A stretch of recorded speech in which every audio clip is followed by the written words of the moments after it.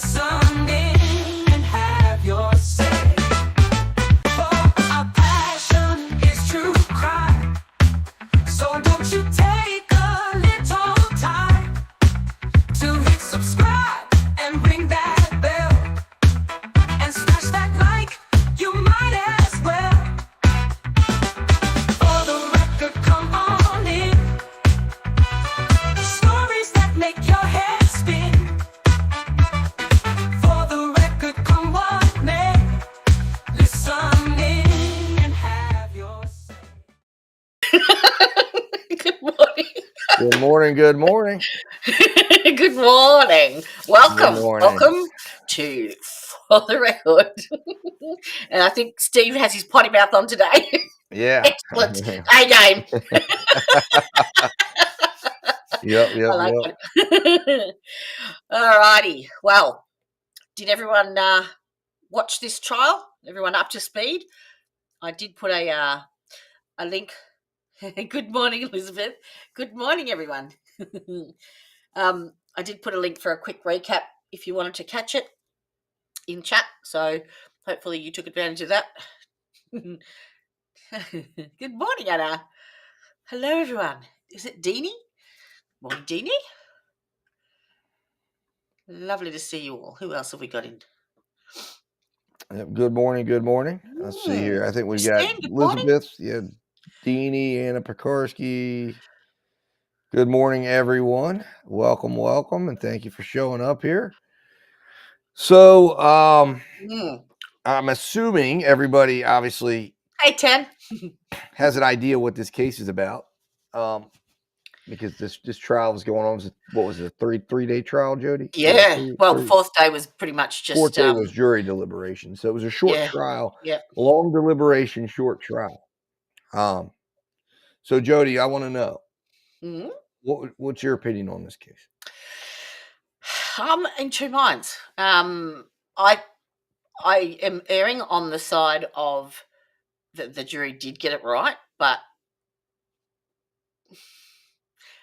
I say that with tongue in cheek because there is room for doubt. So in my mind, it's the most reasonable answer, but it's not proven beyond a reasonable doubt.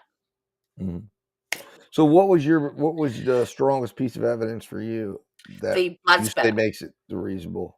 The blood spatter on the walls where they showed that there was both of the children's blood on that wall and that their heads would have had to have been in close proximity to one another when the weapon was discharged.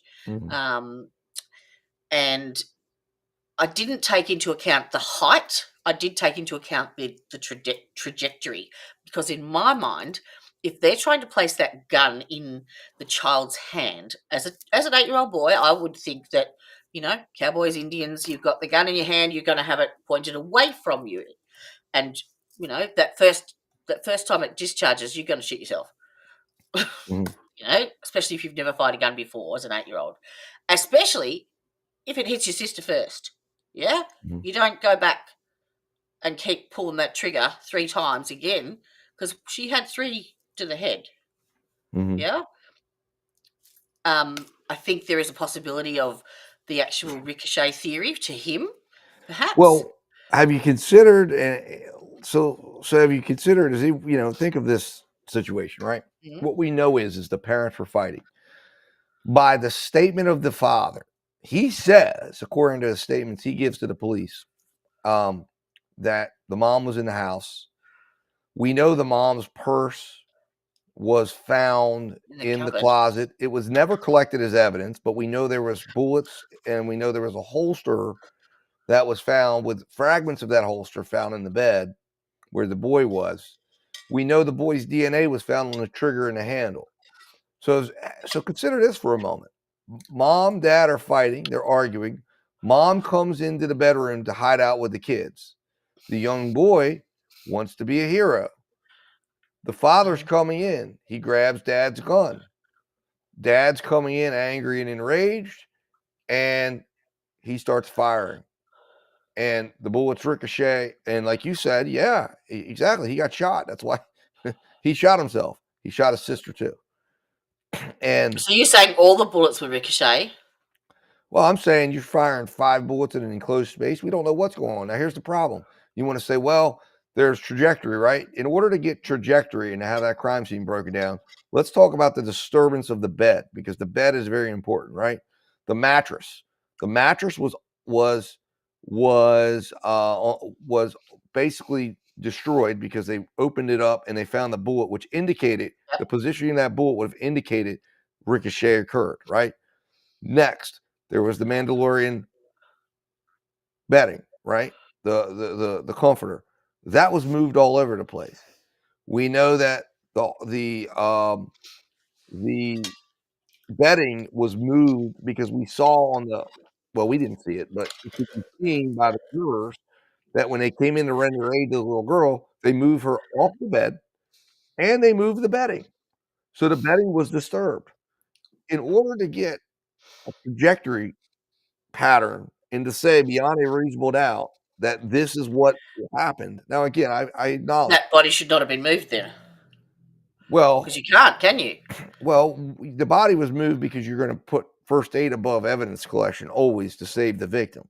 But the fact that it was moved should have rendered doubt on trying to repiece together that crime scene. It's impossible to do so in some cases, and sometimes it's not. And the problem we have here is that if the sole evidence is trajectory, which is opinion evidence, and we know the crime scene was not pristine, it was not in conditions that we could say can allow us to fully 100% beyond a doubt rely on that breakdown. So we're left with what else? Well, I only went on the trajectory of the bullet through the skull, like not the one into the bathroom or anything like that. Just purely that it was from front to back and up to down, like that. And there was only the one dent in the wall, wasn't there? The ricochet.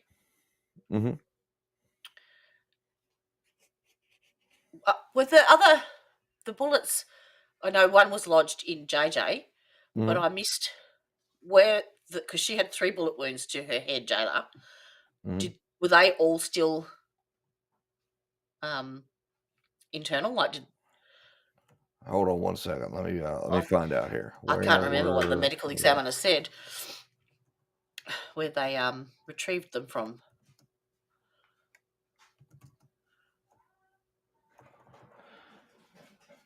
I was trying to watch 3 trials at once. Give me a moment here. I will have an answer for you. Because like I mentioned, I have databased the entirety of that trial. So we're working on that right now. I will get you, and we can go back and find the testimony. And yeah, I know it was day 2, the very last, third last. And the timestamp, it just takes a minute here because it's got to go through all the files. But point of the matter is that what we're talking about here is eliminating doubt here, because they're like, and again, everybody says, well, it could have been, we don't have to say it was the boy, but what we know is the mom is absent from the picture. What we don't know is how the gun was brought into the picture. What we don't know is why. I mean, like, this is what's so, nobody thinks it's strange that there's a purse and a holster found in the closet. The police fail to collect the holster because they think because the father, like, you have to understand here, this was a mistake. This was a case where the police didn't properly investigate because they believed it was, again, remember, if you go and you listen to the if you listen to the explanation by Michael Gavitt, by the investigator Gavitt, he says, why didn't you GSR test the family? Because the dad said it was an accident. There was no need to, right? There was no need to. And those sibling says the it just wasn't a point blank. Yep. Hold on one moment here. I was going to say something else too, and I forgot. Hello, Carson. Yeah.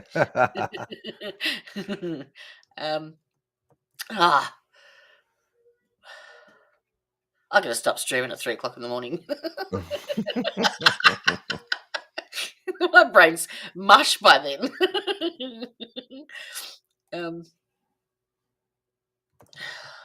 Oh, I was going to say, are they going to find pieces of the holster for the next 6 weeks, just in case? They're going to go back and check. What's that? Check the holster? They're going to check the bedroom for pieces of the holster to miraculously turn up for the next 6 weeks. Well, I mean, that's the problem is like they should have thoroughly investigated this thing and they should have I was taken all making the a reference to statements. Karen. Yeah. And Well, yeah. Well, right. That's,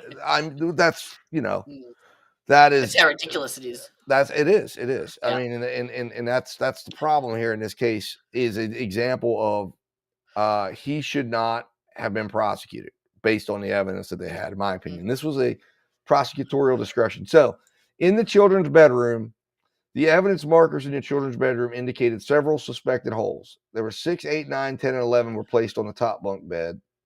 Evidence marker 5 was on the bottom.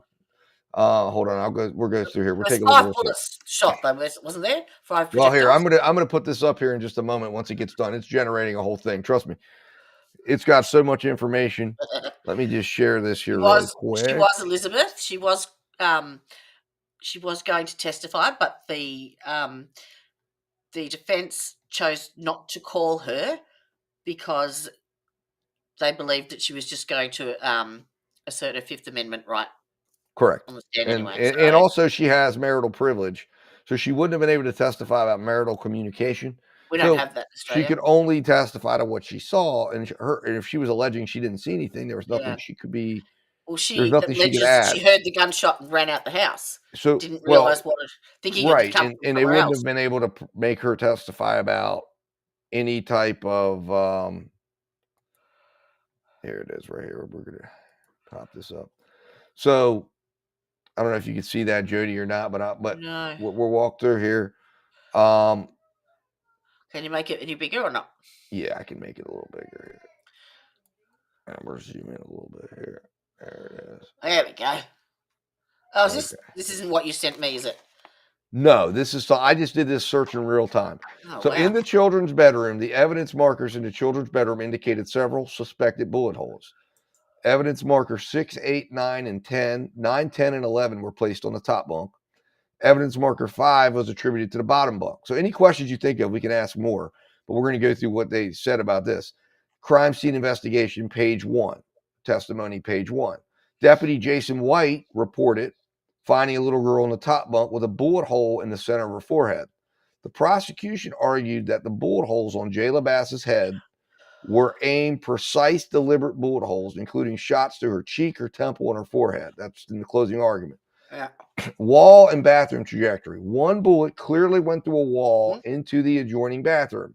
A hole to one of the walls where the bullet clearly went through, and you're going to see that it did go through, and it goes into the bathroom and the adjoining bathroom, and it goes through that bathroom and into the wall, and they're able to obtain that projectile. That's the state's opening. Shannon Bader, a crime scene investigator, documented damage where a projectile came through the bathroom wall that shares a wall with the children's bathroom. This damage is where the projectile came from of the B2 in the bathroom that shares the wall with the children's bedroom. There was damage labeled as damage A1 and damage B2, with the latter being in the bathroom that shares a wall with the children's room. Bullet trajectory evidence. The prosecution argued that based on the trajectory of the bullet holes and the lack of stippling on the wounds, the shooter was at least 2 to 3 feet away from the children, was likely standing on the outside of the bunk bed, was likely taller than 5'5", and was pointing the weapon downward towards the children. There was evidence of a bullet potentially impacting the mattress after hitting damage B and deflecting. If it had impacted B and deflected or coming ricocheting back, it now is coming in a direction back towards the direction it came from. And that's why it's located further into the side of the mattress away from the wall. That was in Clay Hobelman's testimony. The jury ultimately considered the trajectory evidence in their verdict. The only person that could have fired these shots in that household was him based on the trajectory of the bullets. And projectiles were recovered from both the wall and from the victim's body during autopsy. There was one other projectile recovered from an autopsy from whose body Jayla Bass's body. And crime scene investigator Robert Durr was present during the autopsies when the projectiles were removed. So this information provides an overview of the bullet hole locations. So What about the boys, JJ's trajectory? I don't remember that one. Okay, Because let's ask that. that's still lodged. They couldn't retrieve that, which has caused him some. He's got facial paralysis, I think, on one side. They said, some learning difficulties. All right, so it's processing. So as soon as that's back up, hold on. As soon as that's back up, I'll pop this up again. So what that is I've been able to put the entire transcript of the trial into a database, guys. And what it's doing right now is it's processing that. So any questions you think of, chat, let me know. And we could ask it, what was the defense? How did the defense handle this? It's going to be able to go in, dig in, look. It takes a little while because so you have to load the database first. You have to load the database of documents. You can load everything. I mean, you can actually load the entire case. This is meant to be used by a defense attorney during a trial to very quickly, utilize police reports and things and jump in and say, what legal, you could put a police report in here and say, what legal issues can I raise? And it would be able to go through and do this analysis. So anyways, it's coming through with our analysis. So we'll go ahead and start taking a look at it. Well, it's an extension of Chat GPT. Okay. Yeah, so it's actually one, if you go into Chat GPT. Yeah. And then you go into so it's still a Chrome extension. Well, no, it's not a Chrome extension. It's inside Chat GPT. So the Chrome extension would be like accessing Chat GPT or however you access Chat GPT. And then it's a GPT built inside Chat GPT, which is meant to, it's called AI Drive is what it's called. And it's the extension inside of Chat GPT. So here is the trajectory of the bullet that hit JJ Bass. So location of gunshot wound. JJ Bass was shot in the temple area on the left side of his head. Deputy Adam Rahman testified that JJ had what appeared to be a gunshot wound to the left side of his head. Crime scene investigator Danielle Janicek confirmed the wound. We have the injury to JJ on the left side of his head right above his ear. Trajectory and positioning. The prosecution argued the shooter stood outside the bunk bed. He then stood on the outside of that bunk bed, put his arm up and over the railing and fired at his children as they lay sleeping in the top of the bunk bed. He shot his son, JJ, in the temple, causing severe injuries that he still suffers from. The prosecution claimed that the trajectory suggested the shooter was pointing it downward. Again, we already know all this. 2 to 3 feet, 5'5" position. He had some struggles. He was incapacitated in a hospital room and was not awake and alive. And you could see the obvious wound to his head. JJ has no memory of the events. And in summary, he was shot once in the left temple region of his head. The prosecution argued that the trajectory was downward with the shooter standing outside the bunk, firing over the railing at the sleeping children. While the precise angle of entry isn't explicitly stated in the available transcripts, the positioning described by the witnesses and state's arguments suggests a downward trajectory from someone standing beside the bunk bed.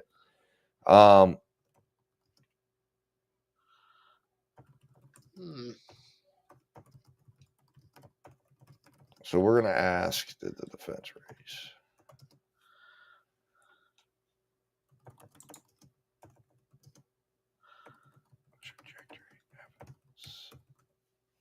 There we go. So it is, like I said, again, if you notice here, it's just not known 100% of anything. In fact, they're saying both kids were up in the top of the bunk bed, but they have no confirmation of that. They're relying on, I think Jermaine Bass's statement that he said both kids were on the top of the bunk bed because that's how he was wanting to explain an accidental discharge. But remember, he's trying to make the police believe this was an accidental discharge, which we all can agree it was not.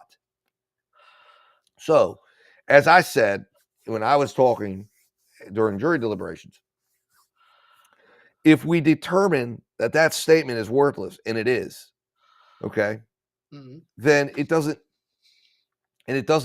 match with what we know probably with what occurred in that room, it's worthless. So all we can ascertain from that statement is he's covering up something. Now the question becomes proving beyond a reasonable doubt what that is. And I don't know. I think the defense didn't do a good enough job breaking it down in that way so that the jury understood, like, this is what we're saying here. But again, when you're involved in the case and you only have so many minutes, they do it the best way they want to do. And a lot of times you get in that tunnel, because again, remember, they're fighting like the stuff that they're seeing in there. They're humans. And I mean, you saw that in real time in the Ty Tucker case when he went out and addressed in his closing argument the nefarious things that Mansfield was saying about his wife and just to all raise this that stuff. emotion level. And then he didn't even focus on getting into the heart of the case and the reasonable doubts in the case. He spent like the first 20 minutes upset about that, So so the defense challenges, here we go. I asked it a question. So these are the way the defense challenged this. So the defense highlighted critical inconsistencies. So see if this sways you at all. In the medical examiner's report regarding the bullet trajectory, Dr. Noah Riley testified that the trajectory described in Dr. Mayowan's autopsy report was incorrect.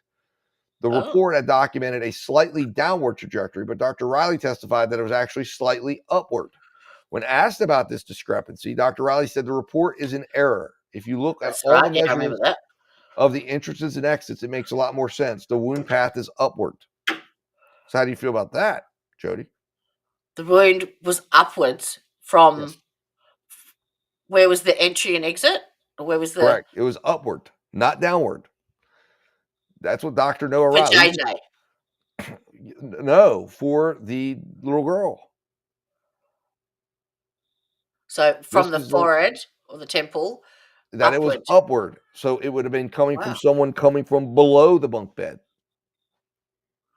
Inconsistencies in the crime scene documentation. The defense pointed out errors in the crime scene. Shannon Bader, a crime scene investigator, incorrectly documented which bunk bed, top or bottom, contained evidence.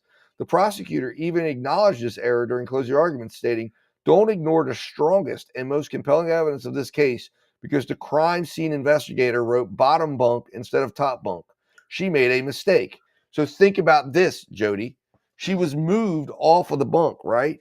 So if evidence was found in the bottom bunk, what if the little girl got moved to the top bunk after the shooting by the father, because we know things were getting moved around, and he realized the little girl was dead and the son's there, and that's why he moves on to the son to try to get him help. But wouldn't there have been blood spatter and remember, they tore apart the mattress. They tore apart the mattresses. They moved the Mandalorian sheet, and they couldn't tell where it was all at, and they put the little girl in the top bunk. Because remember, he was trying to make it look like it was an accidental discharge to cover up what really happened. Projectile recovery location. The defense argued that Shannon Bader made a significant error in documenting where a projectile was recovered. She puts in her report on property receipts, and she says in her deposition under oath that the projectile was taken from the bottom bunk mattress, which they told you they can do, but they did not do. So that was the bottom mattress they got that projectile, not the top. Well, that was the problem. She changed it. In a deposition, she said it was the bottom, but then she changes it at trial and says it was the top to meet the state. This is what I'm saying. Why didn't the defense recall these witnesses and go again, re-question them? Because it was all brought out to the jury.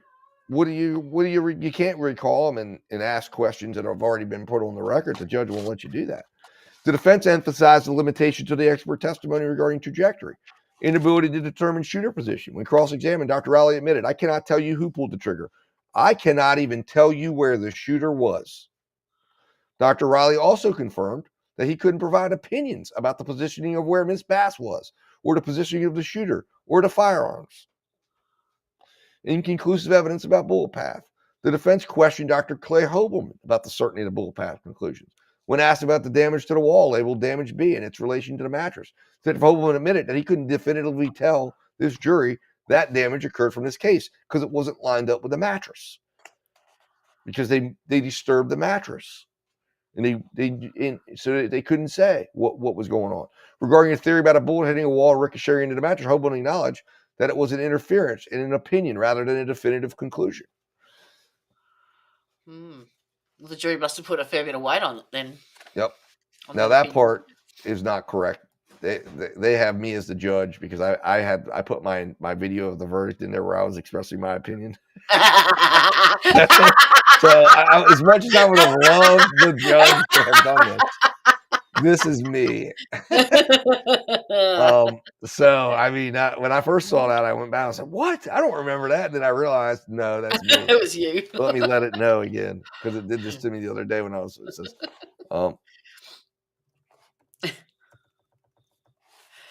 Go for it, Christine. Type it in, and we'll put it in.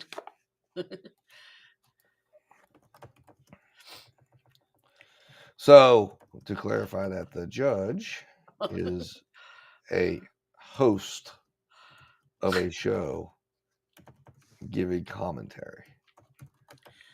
Please adjust. Jeez. Yeah, you got to just constantly always keep it smart. But I mean, I thought when I first saw that, I remember I was looking at it, I was like, holy cow, what? I wouldn't mind uploading Proctor's testimony into that. Well, no, that would we can go back and do that because if we have it from YouTube, all I got to do is take YouTube transcript, put it into a text file. Yep. And I can upload it in, and then we can take that. And then the most important thing is having that entire first trial database, because then we can take immediately the other trial. And then again, if a defense attorney understands this, if your case is being televised, you can go on YouTube. You should have your paralegal going in and capturing every testimony like we're doing, and then taking it and putting it into a database and cross-checking that database with the previous trainer, because they have their transcripts. What this would be, that can pick up any inconsistencies as well. Yes, and then what this would be doing is for them, they could order the entire transcript of that last trial and have it loaded in here, and in real time, they could have a paralegal sitting back there snipping the trial. Same testimony as last? Well, they could be snipping the trial in 20-minute increments. Yep. Putting the videos up, just create a YouTube and do everything privately, and snipping that and throwing it into the database, and it would be instantly comparing everything against it and giving you cross-examination points. It would be identifying legal issues, identifying now you've got to use your own knowledge because it can make mistakes, it can make stuff up, but the real meat and potatoes is what it can do is a real-time comparison, and then give you a good idea of what question you should ask and say, okay, compare this to the previous testimony of Trooper Proctor.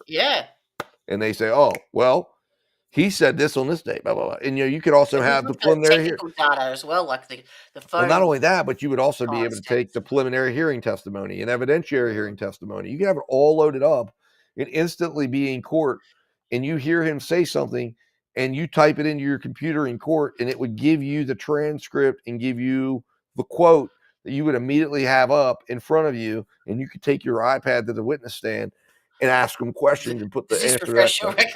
Does this refresh your recollection? That on? No, I mean, that's what this is.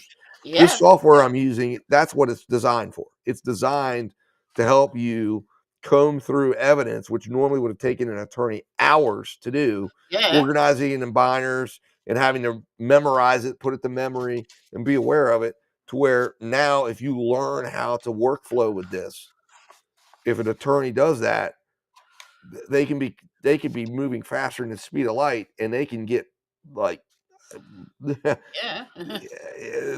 this can win a case. Okay. This can win a case, and this can hold people accountable when you're not doing what you're supposed to be doing. And it's a significant thing. If you've got a question, Christine, type it in chat what the question is so that we can put it into the AI database. Yep, absolutely. And anyone else who has any questions, knock yourself out. For certain. So did you have to download the software, or is it behind a paywall?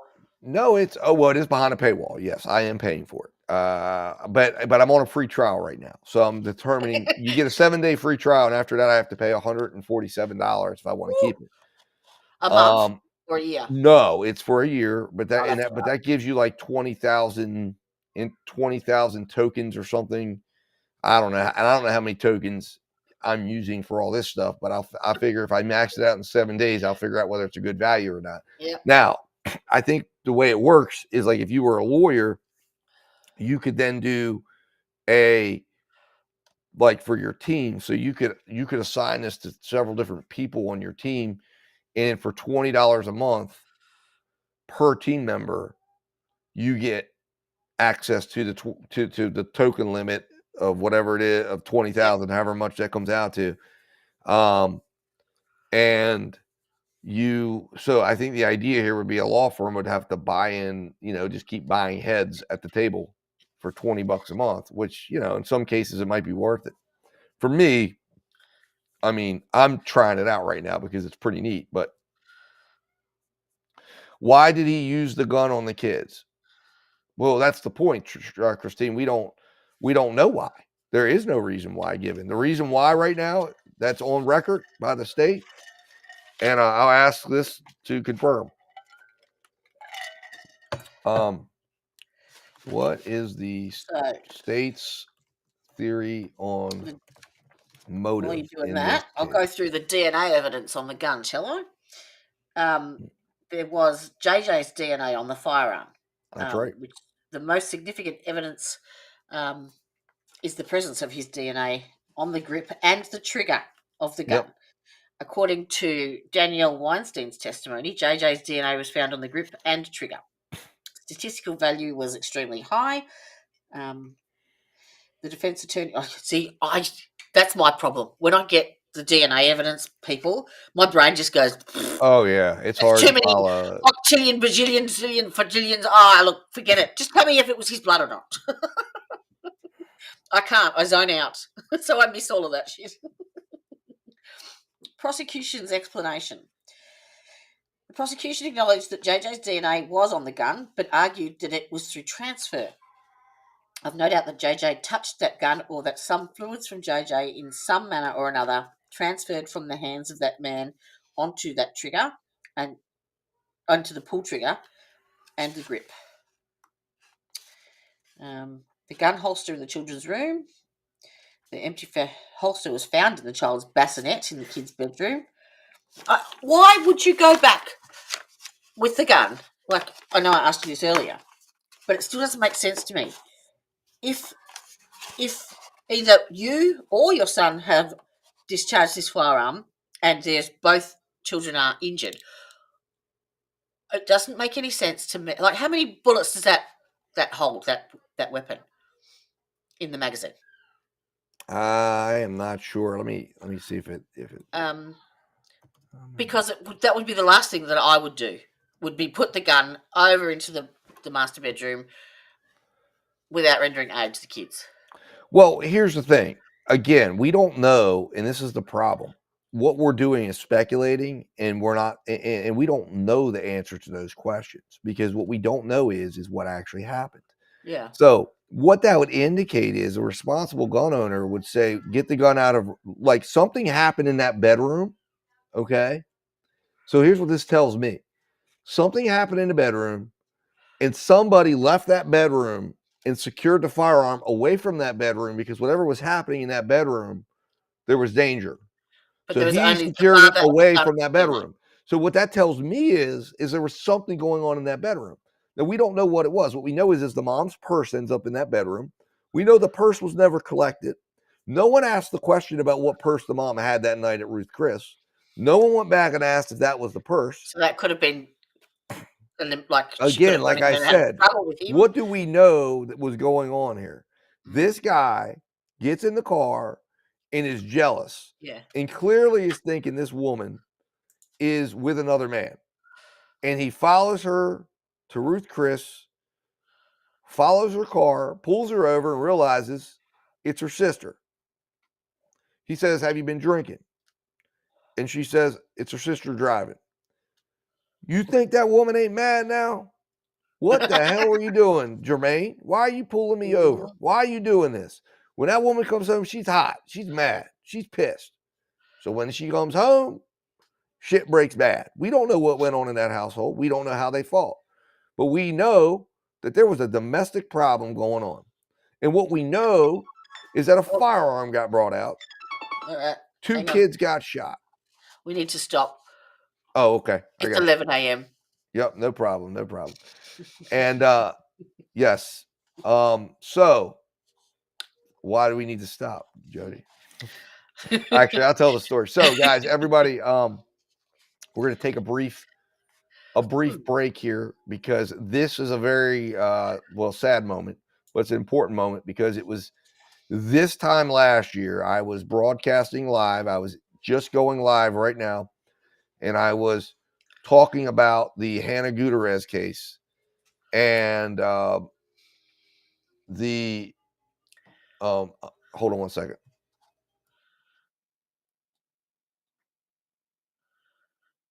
So I was talking about the Hannah Gutierrez case. I was doing the intro, and my phone rang. As many of you who have been involved with a live with me know, Rocky rang, and you'll see me if you go back and play that. It was day 6 a.m. session. I used to do 2 sessions because I had to break it in 2, and I looked down, and it was my dad's friend calling. Now, my dad's friend had called me before about other things. He's like an older gentleman, and he had phone issues. So at first, I thought he might have been calling me about some tech issues. The second call comes through, and I'm like, I'm going to take this. well, I still continued. And then the voicemail comes through, and you see me look down again, and you see me look away because I see the voicemail where I'm seeing him say, Steve, I'm at your dad's house. It's not good. And then I end my intro, got off the phone, and right now I'm finding out that my dad died. We're breaking down the door. We're going into his house and figuring out that, unfortunately, At 11 a.m. At 11 a.m. And then, well, I got over there. I had Connor with me. I had to get him secured with my mom and head over there. So within the next hour and a half, I'm heading over. His friend's going in, but right now I'm introing. I'm getting the phone call. So it was a year ago today that we lost one of the co-founders of the channel and the big one and the brains of the operation.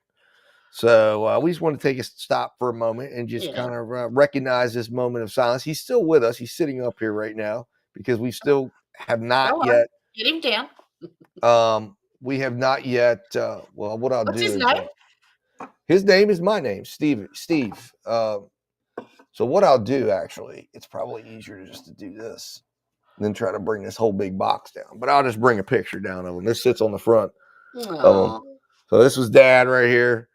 You might see resemblance. I don't know. Some say there's a resemblance. But this was him at Easter, probably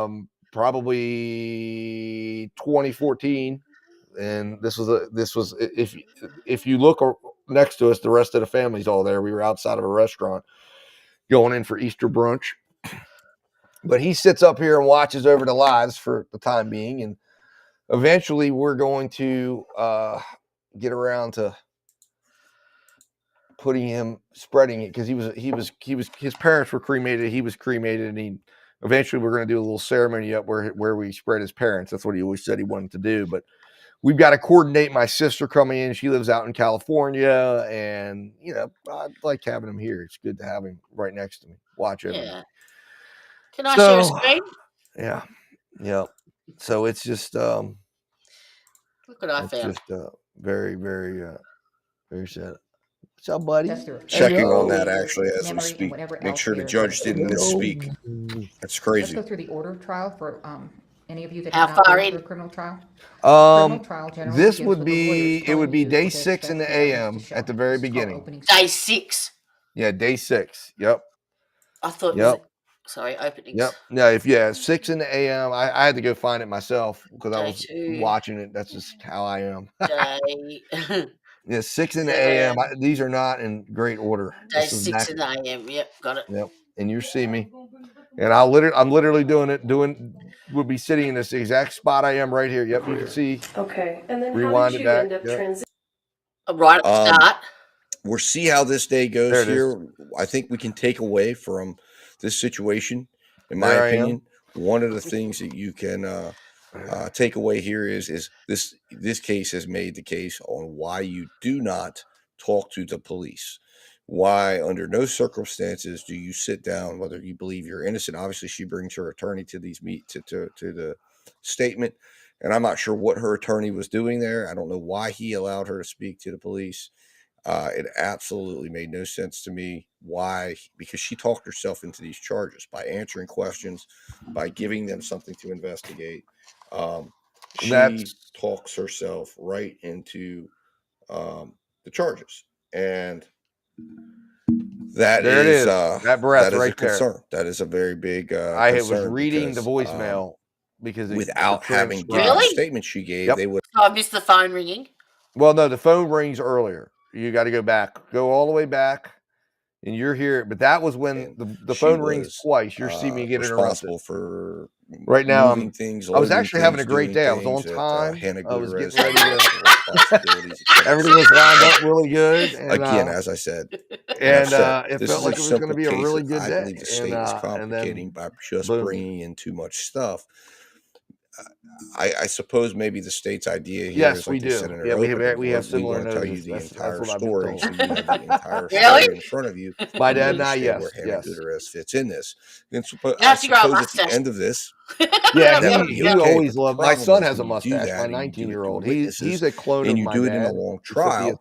Sometimes the jury loses fact. He even has a mustache. My dad did. Exactly is going on, especially in a trial as nuanced as a involuntary manslaughter trial. Because remember, it's not an issue of, it's not a whodunit. It's this is the law. It's an otherwise lawful act that you're alleging that negligence entered the picture and made this an illegal act. So it's sometimes, in my opinion, and should be the approach that you want to streamline that, especially if you're the state, and say, okay, here's the deal. We know certain things happened, right? But what we're saying is this was the negligent behavior. This is what we want you to focus on. Otherwise, you put this picture in front of the jury. The defense can then argue it's coming here shortly for them to bring doubt into the picture. We can hear Rocky at 2 I can't really figure this out. I'm not really sure what they're saying. Yeah, you're right. There was a lot of people on the set. Can we say beyond a reasonable doubt that she was the one that was responsible? That causal link that has to stay with you from the act that the negligent act she committed to the actual discharge of the bullet. Can get muddy. They can get questioned. They can become. You know what? I reckon if you had a Red Bull, that's exactly what you'd say. Oh yeah, absolutely.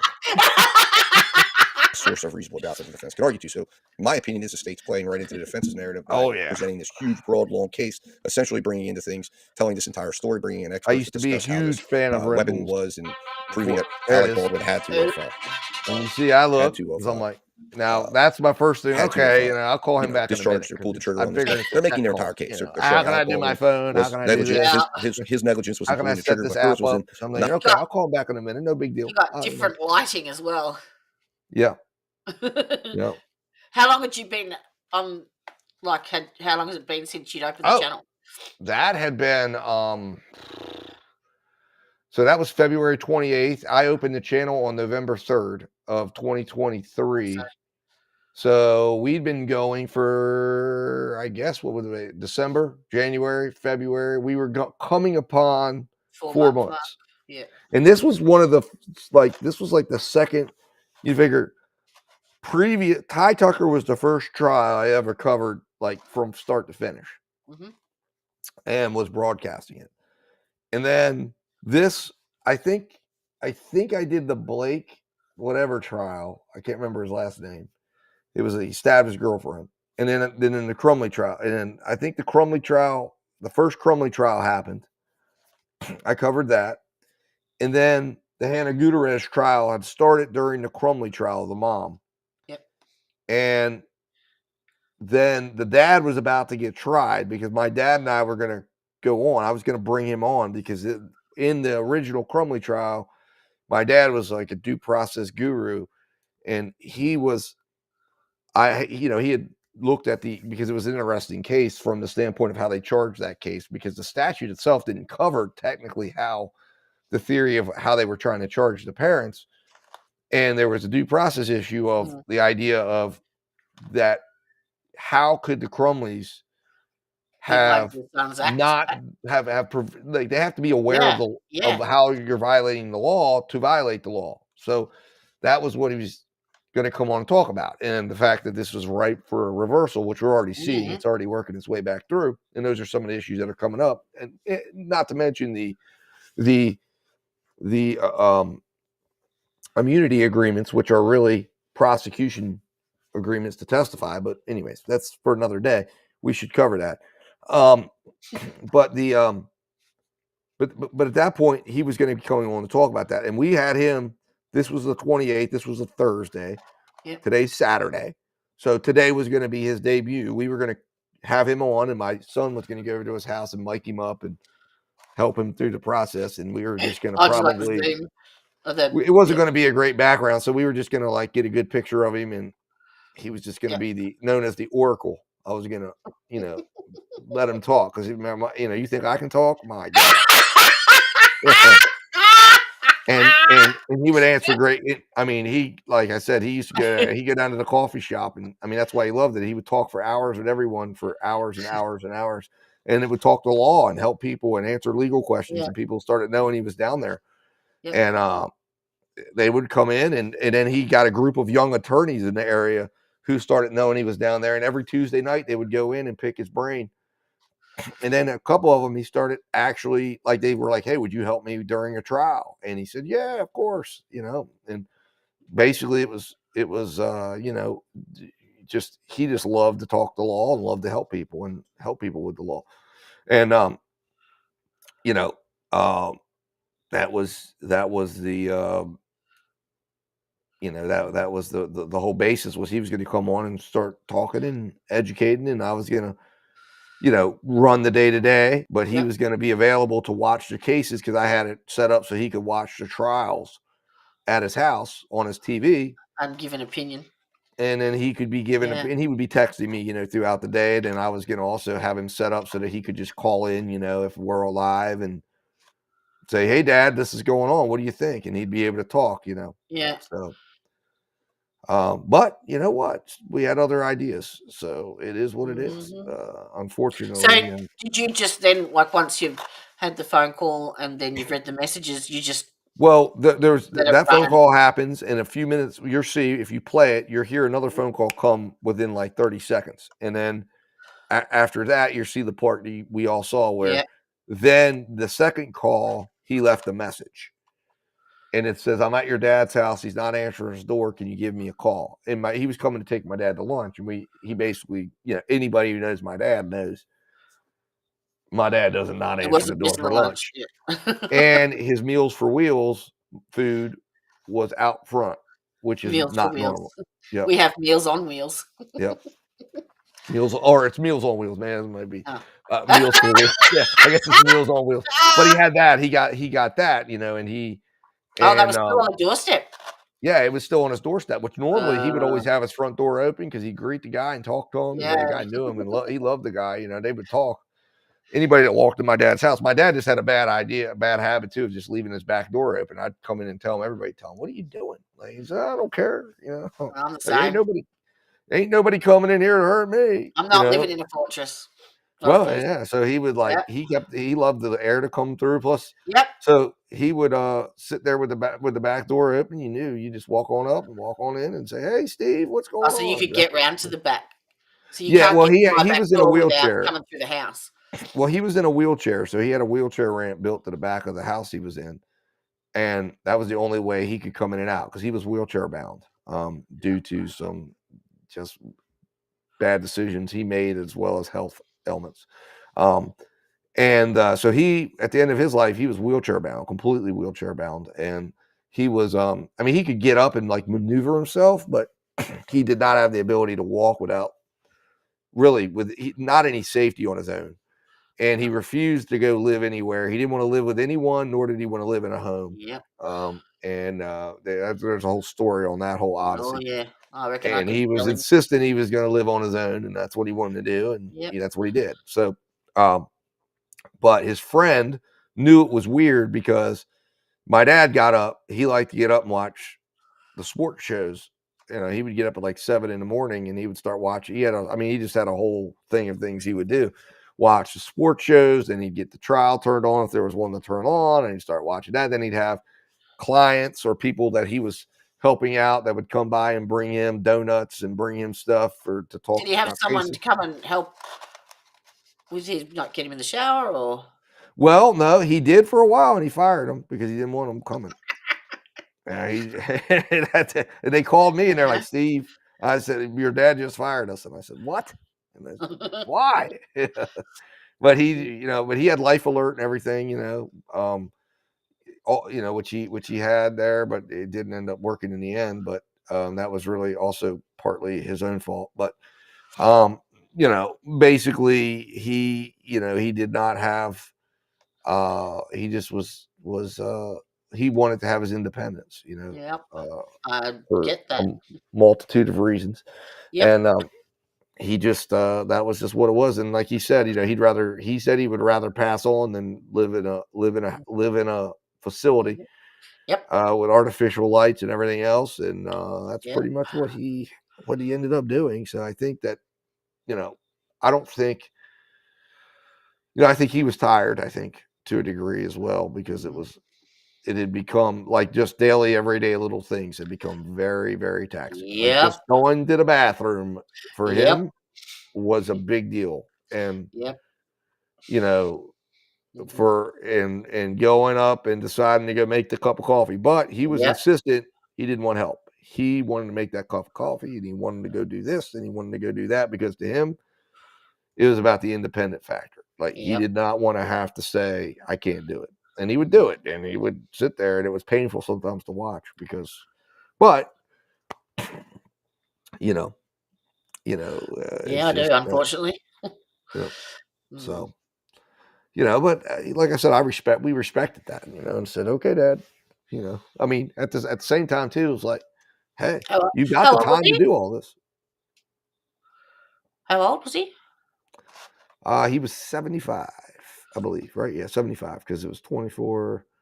No, he was 75 going on. He would have been 76, so he was 75 years old. Yep. So he was like I said, he didn't do himself any favors in a lot of some of the choices he made in his life. So he could have lived. My grandfather lived to 93, his dad. Now his mom, on the other hand, was a lifelong smoker, and she lived to 73, died of lung cancer. So, but she was as stubborn as he was, because she refused to stop smoking even when she was, in chemo and getting her treatment for lung cancer. She was trying to get my aunt to sneak cigarettes into the hospital. That's just And she was a resilient lady. She did not take no. She figured out a way around it. There was no. I can remember my grandfather and her, because my grandfather always wanted her to stop smoking, for her health reasons. Yeah. So they would make bets, like, "I bet you can't stop," and he would agree. It would be for $100 or something. And I remember we would come over, and Grandma would be over by the window, secretly smoking, and my sister would say, "Grandma, what are you doing over there?" You can't secretly smoke. It stinks. And Bernie would come out. That was my grandfather. And "Peg, what are you doing?" That's why I love vapes. They don't smell. They're great. Yep. They're great. And she, so, like I said, it was just, it was just his time. But this time last year, I was, getting ready to go through a very dark time. That was just a very sad time, because it was, and still is. I mean, it's still on the channel at all? Or? What's that now? Did you announce it on the channel? My very next Justice Watch Live. At that time, I was doing my Justice Watch Live. Well, my goal at that time, again, I had a vision that it was like, okay, we're going to cover one trial, not 5. We're going to cover one trial. We're going to be watching it throughout the day, and there'd be times I'd be going mobile, and then basically we would all come back together at the end of the day at 9:00, and between 9 and 11, and do what's called Justice Watch Live show, which is the trial court. We get out of the way of trial court. We talk on breaks, but we let the court speak. We let you watch. And at 9:00, we talk shop, and we bring my dad in, and that's when we're talking. And sometimes my dad would, be on this or not. It just depended. 9 to 11. You limited it to 2 hours. Well, that was a start. That was a start window. No, yeah. If you look back at some of them, we would go 2 to 3 hours Oh, yeah, sometimes, and that was with maybe 1 to 2 people in chat. I was just talking to myself, or I just get one person hooked in, and we'd be going back and forth. It didn't matter. I could talk and Yeah. talk and talk. Especially when it comes to a law or legal issue, I'd just be sitting there. But if you go back to watch that, we started out with that trial's set to go soon. It's the Kenneth DeWitt or DeWall, I think it's his name. He shot a police officer. That was the first Justice Watch Live we ever watched. But then it basically got derailed because we launched it and then my dad died. And then after that, I didn't go back for a while. And then I came back for one. I think it was the Crumley verdict, but I pretty much took a little hiatus, and then I just never kind of launched anymore because it was kind of like back to the drawing board. So then it's been kind of just my podcast that I do for Justice Watch Live. Eventually, it's something I want to do, but it's at the same point too where it's just been. I also realized the ambitiousness that I had when you have. Once Connor Paul starts school and I've got this and that, and it's like, oh, well, 9 o'clock, and then 9 becomes 10, and then 10 becomes 11. And then my wife says, shut the hell up. What are you doing out there talking loud? Go to bed. And then it, all kind of falls on its face because it's like, well, I guess that isn't you can't just, it's not going to work out to do that every night. So you don't have a set room that you can. No, I don't. No, unfortunately, I do not.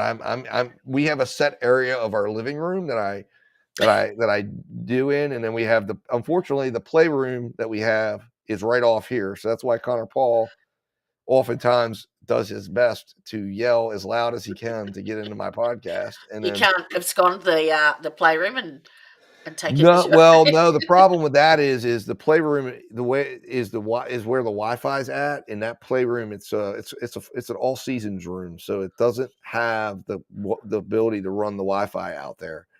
And I want to hook into my router to be able to run everything as smooth as I possibly can. You can't run a cable out there. No, well, I mean, maybe I could, but I haven't even tried to figure that out yet. And then the other thing is, there's the only electric stuff is on one side of the room because the original person that had this house, this was actually where the all seasons room would have been like the porch and the patio, and some of these houses have decks. So, and then we have the kids' rooms, which are all occupied right now because we have 4 kids, and then we have, of course, my room, my wife and I's room, and then we have the kitchen and the dining room. So in a way of our layout of our house is it's like a real open layout, which is real nice because it's always thriving with sounds and noises, but it's not great for trying to podcast or trying to have a conversation with people.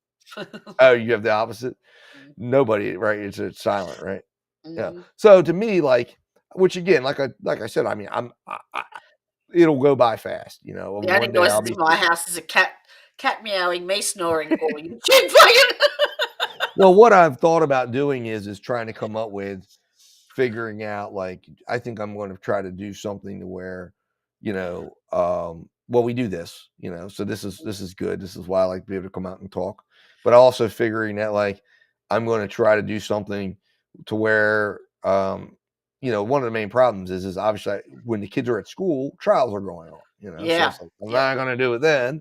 So then by the time the trials are off, the kids are home from school and then we're in the middle of time and it's and that's the other problem is okay, so, a lot of times, dinner time comes up and, now that we're on school and I can't really justify being like, okay, well, we're not going to eat dinner till 10 o'clock because dad has to go and do his 3-hour podcast. I got to produce dinner and then I got to get bath time and then I got to lay down with the kids. And then by 10 o'clock or 10:30, guess what? Dad's actually tired because I've been up since 6 a.m, starting my process to run the kids all around and get everybody to where they're at. So then I'm like, oh man, I don't really feel like going live. And not to mention that everybody else is sleeping too because everybody else been watching trials all day, so it's like, if I went live, it probably isn't going to have a whole lot of people in there. So I just say, I use the times within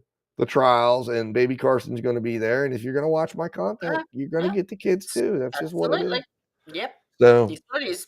I've gotten a little better microphones that helps to not hopefully capture all of my surroundings. And we're do the best we can. But I mean, this ain't we're not court TV. This is not professional. This is just I had someone send me a comment today Mhm. on something, and they didn't like the sound of my voice. Well, then don't And listen. they stopped and made a comment.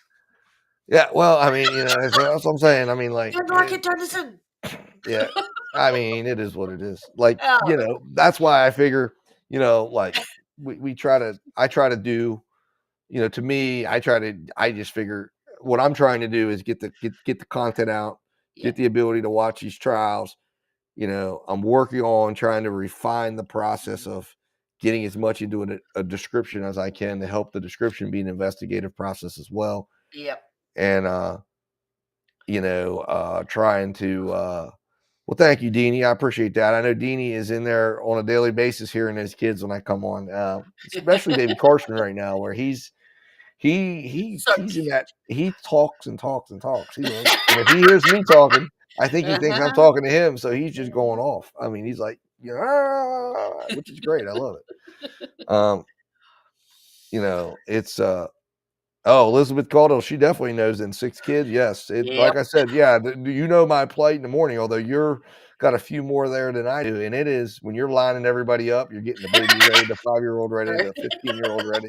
You used to have the 18-year-old here, and we'd be getting him up to go and make sure he was out the door. And it's just, you got to have, and you got a lot of planning you got to do, so luckily my wife helps with a lot of that. And, but when she's working, she has to be at the hospital at 6:30. So it falls on myself, and she'll set me up, but still it's like walking out the door, and I can't. The one day I walked out and we left the lunchbox and the backpack after I'd gone around to all the places, and I got to drop off Connor Paul, and I go to grab the backpack where it normally is. And I said, oh my God. And of course the teacher's like, it's okay. I said, I know, but he packed his lunch. And she's like, oh, I said, yeah. I said, and I already told the front office, so he's not down. I said, so I'll be back. So I had a 2.5-year-old and a 4-month-old that I was breastfeeding, and I was nursing at the time. So I would get her up, breastfeed her, change her, get the 2-year-old organised. This is at like 4 a.m. Off to childcare, go to work, express my breast milk during my, breaks, and luckily we had a special care nursery that had the electric pumps. So I'd sit up there and watch Days of Our Lives and express on a lunch break.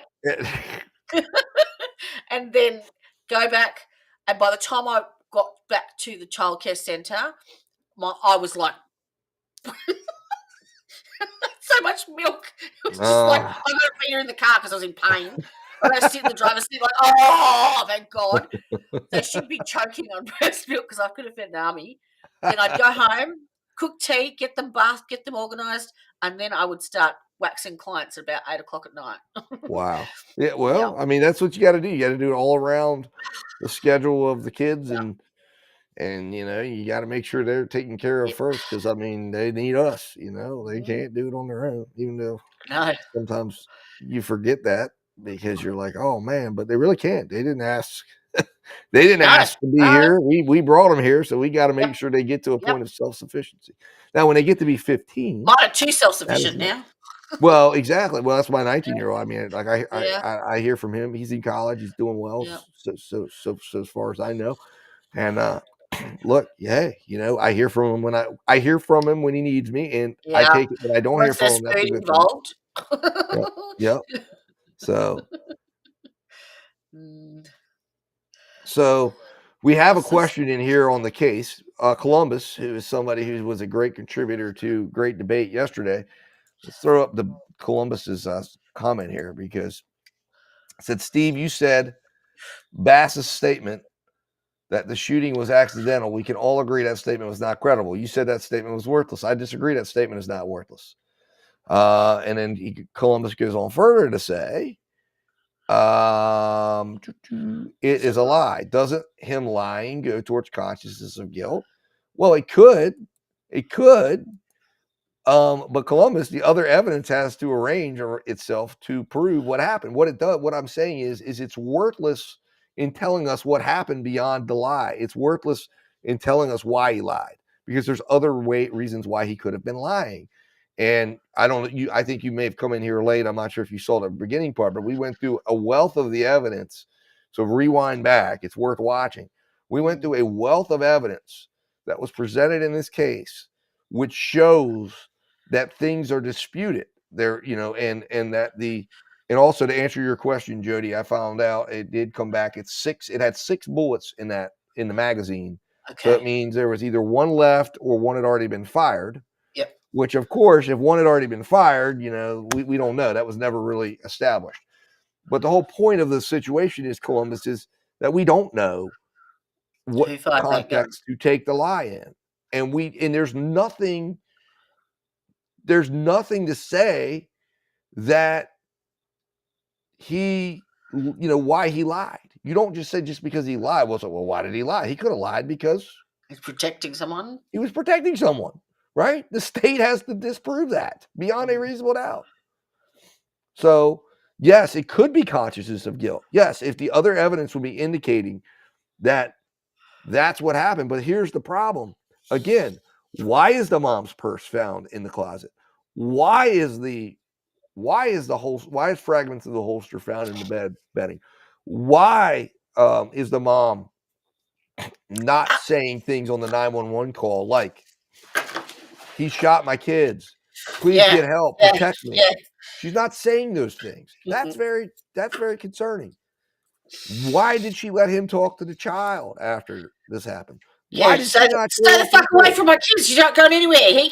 Although they can't argue that, but we can certainly look at it, and you would think the jury would have said to themselves, wow, well, why? And I think they did say that to themselves.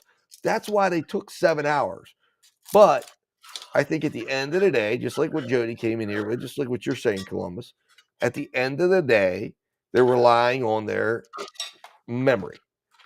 And unless you have AI software to take the entirety of the trial as database and remind us of what we saw, at the end of the day, after 7 hours of arguing, and maybe you're the 1 to 2 people holding out, you begin to be swayed to the idea that says, well, okay, he stood up. But what did we find out? Dr. Noah Riley totally debunks and adds doubt to the trajectory argument that Jody came in there with. He said it could have been upward. On top of that, we have the disturbances of the mattresses. We have the crime scene analyst saying it was all that she was collecting evidence from the bottom bunk, which means even if it was an upward trajectory of those bullets coming in, if the little girl was on the bottom bunk and they confused the mattresses where they moved things around. So the point is, we don't know. It wasn't and proved there's beyond reasonable doubt. And the only standard here is, did they prove beyond a reasonable doubt that Jermaine Bass intentionally unalived his children that night? And the answer to that question, in my opinion, is no. And that's why those defense attorneys were so confident. And I think they thought they were going to walk out with a not guilty verdict. Yep.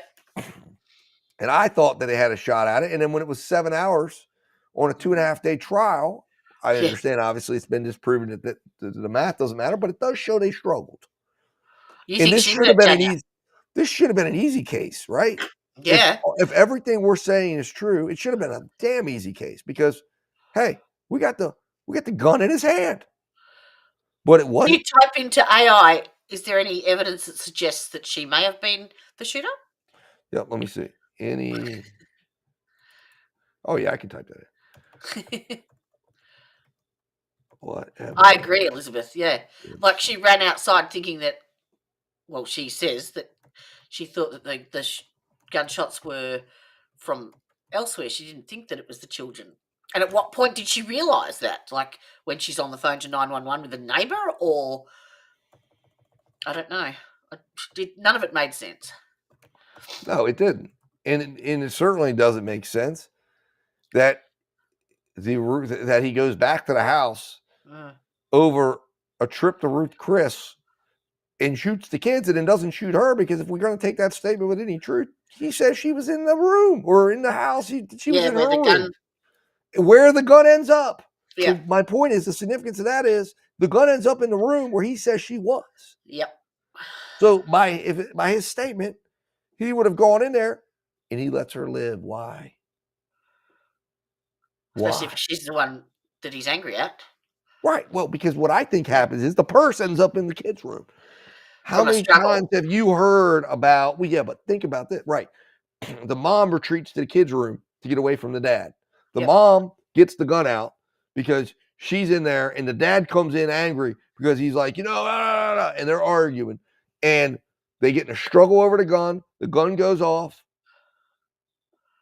But her DNA wasn't on the gun, was it? It wasn't, and that's a problem. But, perhaps, who knows? Or maybe he went in there with the gun and was wanting to go off her, and he shot the kids into, and maybe it's that sinister. Problem is, we don't know.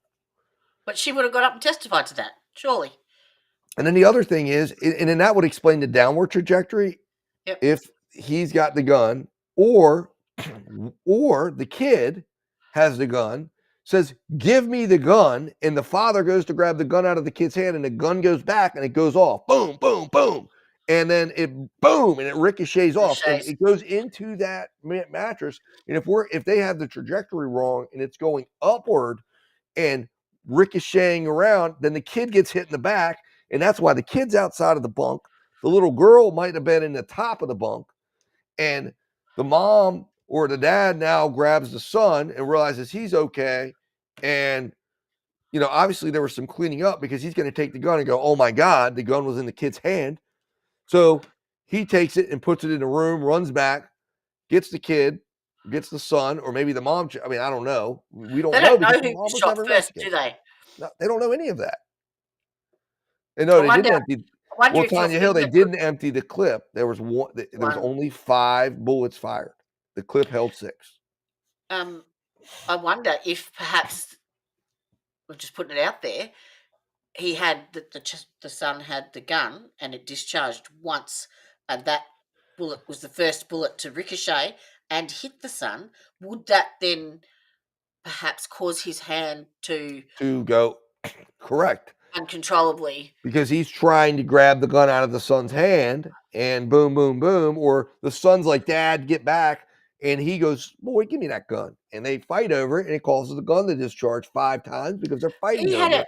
He had something with his pinky too, didn't he? Didn't he have a shot? Yeah. Yes. And then the mom is freaking out because that's why she runs out. Oh my God, my kids! Oh my God, please get help! Get help! Get help! Because she doesn't know where. She was that. Well, remember, she didn't. She goes to the neighbor. She doesn't use her own phone because she didn't know where her phone was, because where was the phone? It was in her purse. It had to have been. And then the father. I thought she had the phone on her when the first. I don't know. I was speculating. They said, I'll ask that question here. Yeah, I thought they said because when they showed the ring camera footage, it showed her going backwards and forwards, like walking.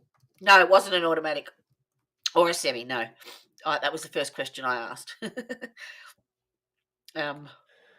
But the phone was never turned over to the police. We know that. It was never located. But my point is, we don't know. We know the phone and the contents of that phone have never been looked at. Never been looked at. His phone. They got his phone and they found nothing on it. There's nothing on it of any suspicion. The only thing they found on it was that he called his mother 1 minute, that's right, yes. a minute and a half after the gunshots rang out. He called his mom. There was no deleted messages or phone calls or anything. No, there was nothing. Well, then what was the point of getting her phone? Because it would have been on his if she was arguing with him. Well, she could have had messages about what she said to other people, about what she was doing, about text, about the fight that was arguing. Absolutely. Hers could have had a wealth of stuff on it. She refused to turn it over. She turned it over to her attorney and refused to turn it over. Well, that was my issue too, yeah. So does not call her phone. She goes across and uses 911 to dial Mr. Evans' phone. She's on her phone with 911. You're going to hear from the neighbors, DeQuan Evans, who's going to tell you that he heard these shots. It woke him up. He walks out. He sees Shirley Bass. He's on the phone calling 911, letting him know. And you're going to hear that 911 call, and you're here. Yeah, she did have her phone. Yeah. So, but she chose to call the neighbors. So go answer that question. Yeah. That's weird as hell. Yeah. And it wasn't like she was running. She was pacing backwards and forwards. Because whatever occurred, in my opinion, occurred out of a domestic argument that went too far. The gun got out. This was not an intentional crime to where he killed his kids intentionally. And I don't think the defense ever believed the jury would ever think that. But, obviously the trajectory, which they missed the part about Noah, or they couldn't have missed it. The defense brought it up. But there it is. So let me pull this up here. Let me show you guys what I'm looking at right now. I don't think it'll let me zoom in anymore. No, it won't. So here we go. We're going to go. So evidence potentially implicating Shirley Bass as the shooter. DNA evidence on the firearm. Inconclusive DNA results on the magazine. Crime analyst Danielle Weinstein testified there was no determination as far as her contribution to the DNA on the magazine. Limited testing of the gun areas. While Shirley was excluded from the grip and trigger areas, the defense highlighted that testing of other areas was inconclusive. The defense expert stated the defense stated you cannot tell this jury that Shirley Bass did not touch that firearm. That was Danielle Weinstein. It wasn't the defense's expert, but it was Danielle Weinstein's cross.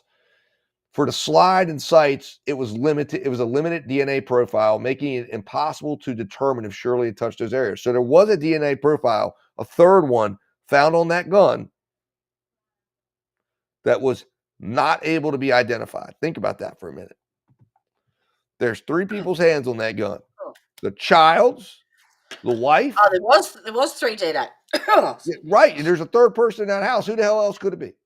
I mean, I guess they could say maybe it was like something from the cop, but a cop or something. But the defense highlighted evidence of a purse containing gun-related items found in the children's bedroom. A purse in a kid's closet, a magazine, holster, and .380 ammo was found in the children's bedroom. The defense emphasized this purse was not collected or tested. It wasn't printed. It wasn't swabbed. And they did no GSR on anyone. In dinner absence, Shirley was at Ruth's Chris restaurant for her sister Marlene Gadsden's birthday party, which Jermaine Bass did not attend. The prosecution established Shirley returned home shortly before the shooting, claiming less than 8 minutes later, you're going to see Shirley Bass outside looking for help. Frantic shots had rung out just a few minutes from coming home. Think about this for a minute.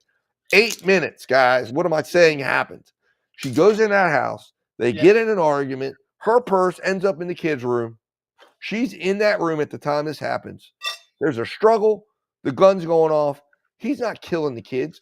There's a domestic violence incident that ends up in the kids' room because for some reason. Maybe it's because she goes in there because she wants to try to get away from him.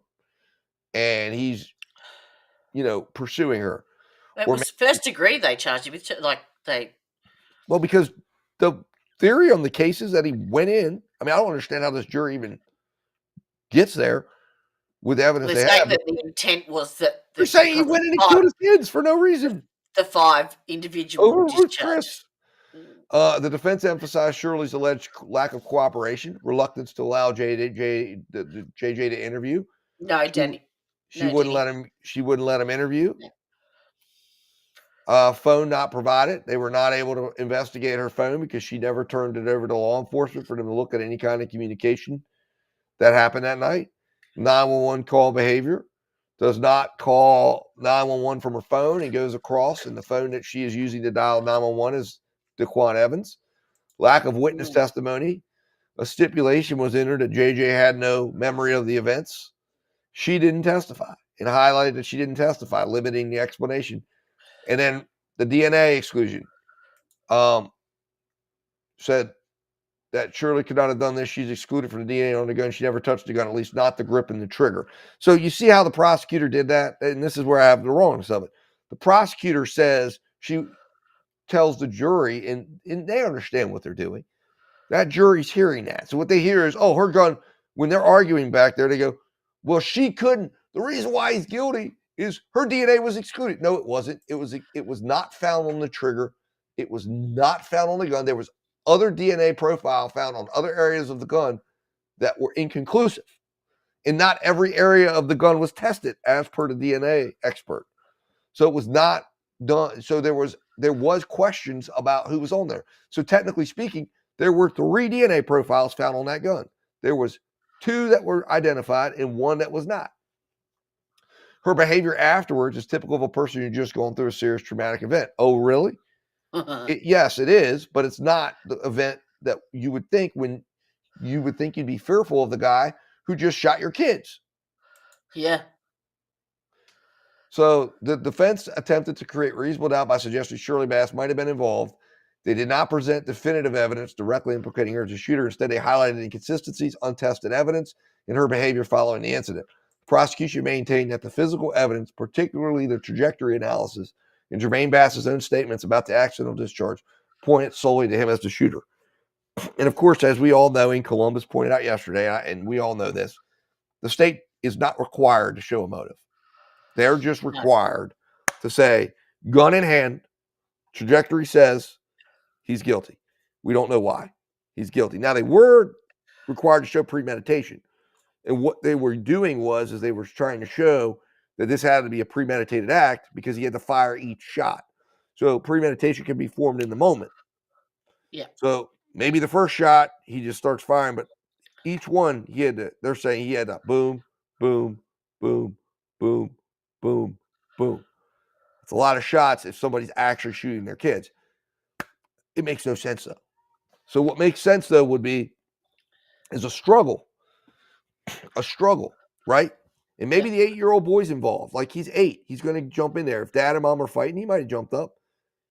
And that's why the 8-year-old boy doesn't get shot. The little girl's up at the top of the bunk, and she gets shot. And that's why it's a somewhat upward trajectory, because if they're fighting and the gun's going this way and they're in the room, right, and they're struggling over that, first of all, the wife, depending on how it was, perhaps, who knows what the situation is, but what I think may have happened is they're fighting and their son gets the gun out, thinking like, get back, Dad. Mm-hmm. And then a struggle ensues over the gun. And then because they're trying to get it out of the son's hand, and it goes off, and then it goes off, and then it goes off, because, again, this was not a lot of pressure needed. And then the kid's shot, the daughter's shot, the mom runs out of the house freaking out, and obviously doesn't call on her phone, and that can be explained away. I'm trying to find that. Was it day 2? That Ring camera? Or was it day 1 in the afternoon? Well, Columbus, no, the cardinal rule is you cannot speculate, you cannot fill holes. But if there are holes which to speculate upon, that is the definition of reasonable doubt. Reasonable doubt, yes. So the cardinal rules for juries is, yes, you can't fill in these holes and speculate like they did to get here. They only got here by speculating and filling in holes, and they're not allowed to do that. We are allowed to say there are alternative theories, alternative possibilities that can't be ruled out. And for that reason, the verdict should have been not guilty. The fact that these questions still remain is not speculation that's inappropriate. It's appropriate questions. But what we should have seen from the defense was something like what Joe Tacopina presented today, Sat Broccoli jury. These are 10 questions the state can't answer, and you can't either. And if you can't answer these, you have a reasonable doubt. Boom, boom, boom, boom, boom, boom, boom. And if you can't answer these, this is legitimate, reasonable doubt. You only need one of them, and we have 10 of them, or however many they can come up with. That's very effective. And in this case, that would have been very effective. And made sure that they understood. Made sure that the state doesn't get away with the argument of, like they put on there, where they say, I've shown you and I believe and proved to you that Shirley could not have done this. She is excluded from the DNA on the gun. She never touched that gun, at least not the grip or the trigger. So they contradict themselves in that. And if they were to be called out on that statement, they said, well, no, what we were saying was it's not on the grip or the trigger. Well, no, it means her hand could be on the gun. There was DNA on the other ends of the gun. It means she could have been involved in whatever struggle occurred over that gun. We know there's a purse there, which means the gun was gotten out of that purse where the bullets were at. We know the holster was inside the kid's bassinet and a piece was inside the bunk bed. So somebody gets it out. There's the holster. Yep. I'm trying to find the there's the purse. Yep. I'm trying to find the actual camera footage where she's. Oh, go to I know which one that is. That's the Day 2 morning. No, it's hold on. Because it was fairly late, wasn't it? Yeah, it was the I have it. I can pull it up really quick here because I just recently put that up. Hold on here. It was certainly wasn't day 3. It was, here it is right here. This guy, Michael Gabbett. All right. Hold on, let me find it. Give me a moment. What day is it, do you know? Yes, that would have been day. It was one of the.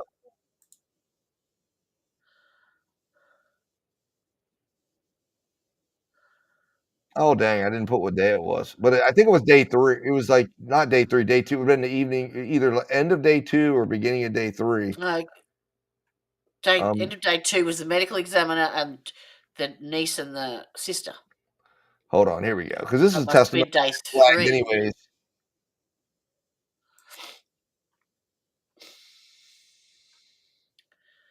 Here it is. I'll put it up.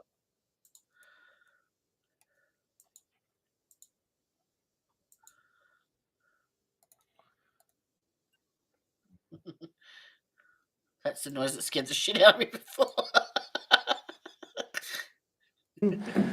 Prior to the call, the 911 call being received, and those 2 vehicles are going to be determined to be surely back. I observed the white Mercedes C300 leave. I've got it now.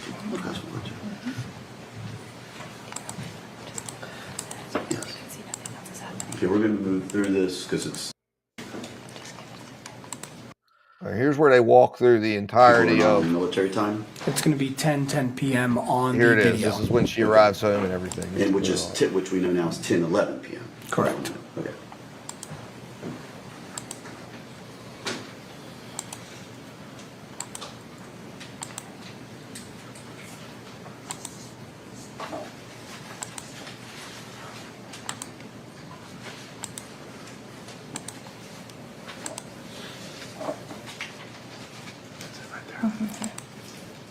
And that's the truck arriving.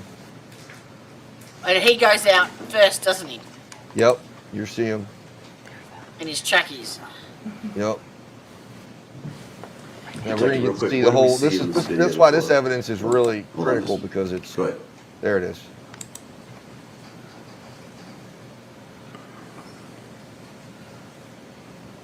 Judge, I'm just going to object to the corporal narrating. That's why I stopped.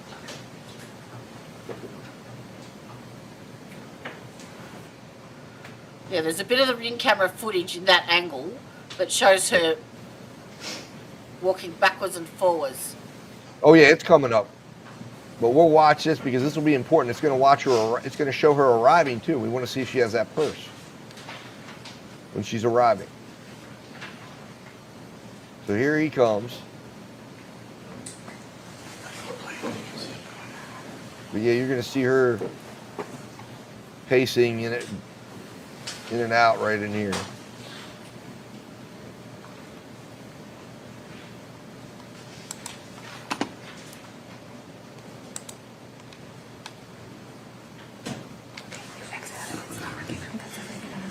Now, Corporal, in this video, we see that truck that you had described earlier coming in. Was that the significance of this video? It was. And again, in watching that video, do you ever see any children or anyone get out of the passenger side or anyone else get out of the vehicle other than the driver? Yeah, I'm gonna object to the corporal narrating the video.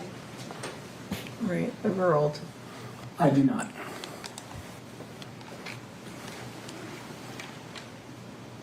All right, I'm now going to the fourth one. That's labeled 8/30/2022, 9:09 a.m.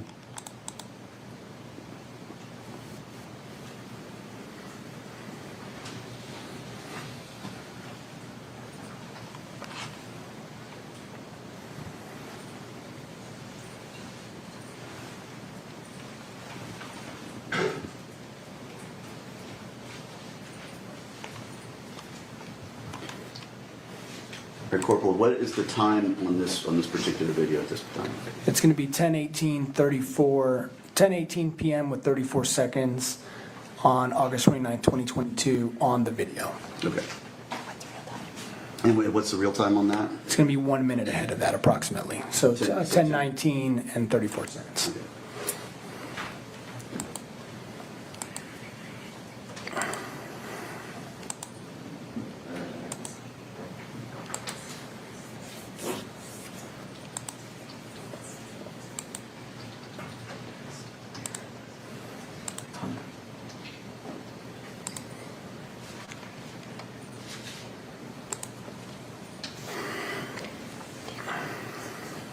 Okay, yeah, just leave it away from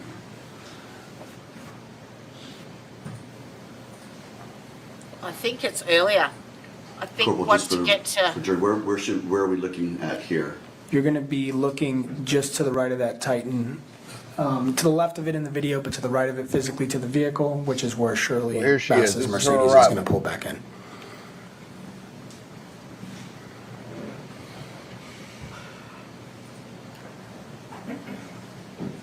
So let's see what she has, if we can focus in that corner. And Corporal, Drive up while a this big- is playing, where is their front door in relation to where this video is? It's just off camera to the right. So somewhat behind that Nissan truck on the video? Correct. It's in the video would be in the area behind the truck, sort of obstructed by the leaves of the tree. Yeah, just leave it play through. Yeah, just keep going.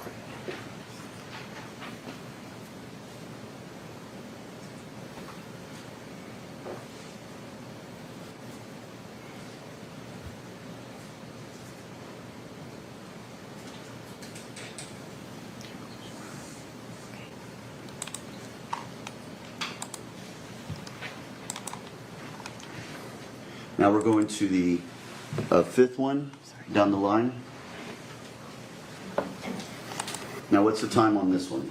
This is going to be 10:26 and 59 seconds on the video, or 10:27 approximately and 59 seconds in actual time on August 29, 2022. So this is approximately 5 or 6 minutes after we just saw the last video. Compared to the last video, it's approximately 4 minutes at this time. 4 minutes, okay, thank you.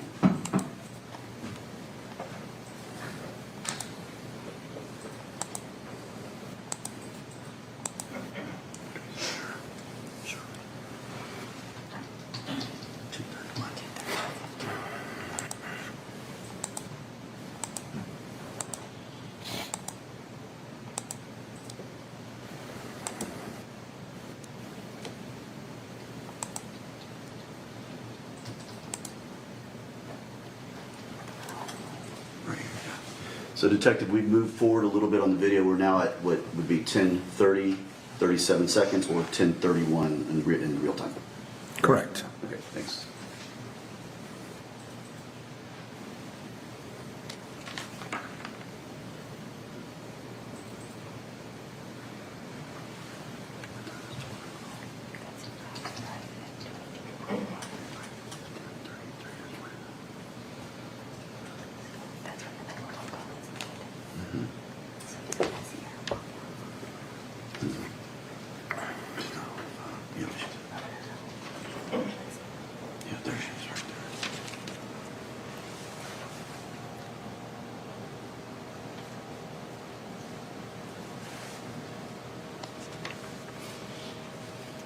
Looked like that must have been a DoorDash driver. Yeah. Looking all around, phone in hand. I've got many of those. Oh yeah. On my Ring camera. Actually, I've got a really funny video. I should show you.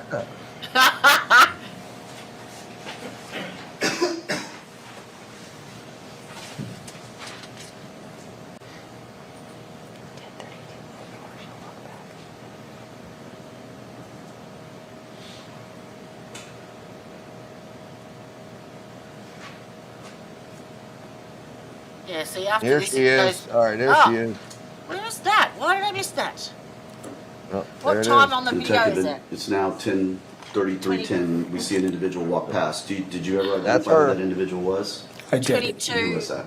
It was Shirley Bass. 02, is it? Yep. It's about 37 minutes in. This video. The 10. Yeah. So that's her. You're going to see her come back down. Yeah, yeah.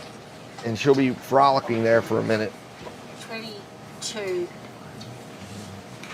As she Can't comes see what across, that but I'm, you know. And Corporal, while this is playing, where the individual you identified as Shirley Bass walked to, the individual known as Daquan Evans who called 911, does he live back in that location where she was walking towards? Yes, he does. Okay.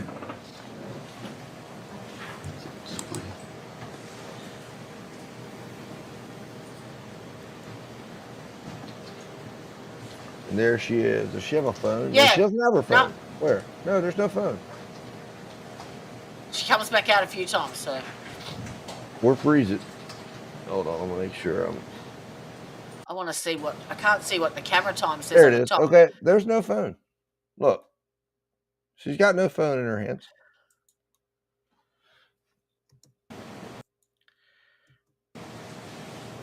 She's got her hands completely empty. She's got no phone. So go back, keep it going, because I think she does it a few times. She comes in and out a few times before she goes to the neighbours. There's the Where's DoorDash driver. Now DoorDash has the phone. DoorDash oblivious to the whole thing that just happened. DoorDash like, I'm getting to my next order. There we go. See? Yeah, no see, phone. she's on the. No, looks that's like no phone. She got her hands up on her face like, oh my gosh, watch. You're see. And she doesn't have pockets. She doesn't have a purse. The purse is not there. No purse. Did she No have it when purse. she walked in? Well, you couldn't really tell, but I would imagine she did. I mean, she just came from a nice restaurant. And that's, that was her purse. She was out and about eating. See? Nothing. No on her hands. She's not looking. She got her hands together in praying mode. But she doesn't look frantic either. Well, she looks like she doesn't know what to do. She looks like she's like, oh my God, what has happened? What has just happened? Is she not on the phone there? No, she just got her hands on her face like this. It appears she has something in her hand. Is that correct? Oh, hold on. That's correct. And it's up to her ear. Is it the phone? Correct. It looks like she has it at some point at her ear. I think that's and at some Daquan's points in her phone. hand, and she's looking That's down Daquan at it. Evans' phone. Yeah, that's the phone that he gave her. Remember, he gave her his phone. So she does have that there. That's when she's making the 911 call. But she did not have her phone. When she walked by there originally, she had no phone in her hand at all.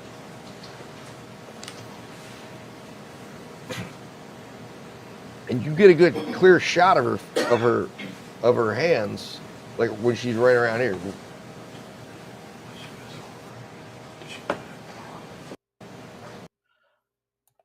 While this is playing, where she called 911, does he live back in that location where she was walking towards?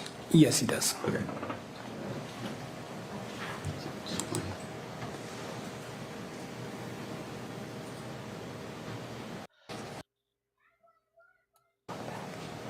All right, here we go. I think she's gonna. The first time she walks through, we're gonna freeze it.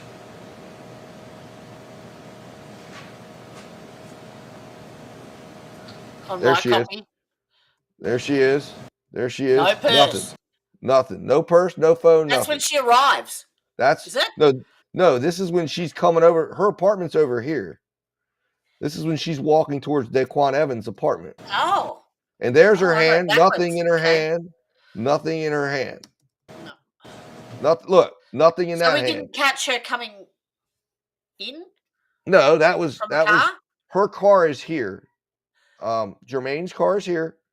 Her car is here. He got out and went this way. She got out and went this way. In fact, if you look closely, Okay. I when she thought gets the out of the to left was car, the front door.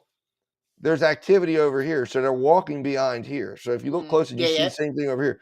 The front door is over there. So she walks and goes over there. She's leaving from over there. No phone. And that phone is somewhere in that house because she didn't have her phone. Because she just walked away from a struggle. So there is no phone. But she's dumped her purse in the bedroom. Exactly. And that phone was eventually collected up before the police arrived. I think. I don't know. But it was not collected by the police, obviously. And she took it. And we don't know what was said, done, or what happened after the fact. All we know is here she is, and what she's not saying, what she's not doing. She's not asking for help. Wouldn't you think she'd be running, help, help? Yeah, He's a madman. That's what I was saying. She just left him in the house with the kids. Wouldn't you be saying, call 911, help me, he's got a gun, he's got a gun. I would be going She spastic. didn't do it. I mean, that's what should have been being argued. That can be argued. Those actions can be being argued, what she didn't do. I mean, and again, the defense did to a degree, but I'm saying that should have been on a big board, in a big thing and said, this is a question. This is a question. This is a question. Yeah. This is not, the state can't answer these questions. Now, Detective, it's now 10:33:10. We see an individual walk past. Did you ever identify who that individual was? I did. And who was that? When you obtained it, correct? And I think this is where Corporal, we are now at 22:41 or 10:41. There she is out there. Which I guess would be 10:42. What do you see happening here in the corner up there? This is capturing the arrival of the first law enforcement officer. So she comes just before the door. Shirley Bass's C300 is, and I believe that's Shirley Bass. Okay. So here we go. So she leaves and returns to the apartment. All right, we have one more. This is the before the last police one. arrive, and then you see her coming back out across. So they're in there altering that crime scene. What time are we at here? This is going to be 10:35 and 26 seconds on August 29th, 22nd on the video. However, it's approximately 1 minute later also, so approximately 10:36 p.m. and 26 seconds.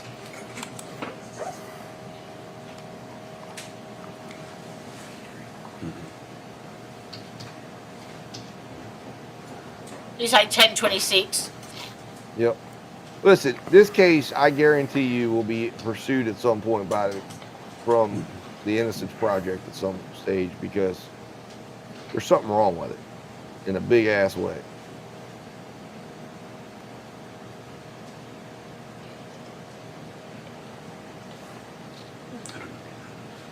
I was really enjoying my popcorn at that time.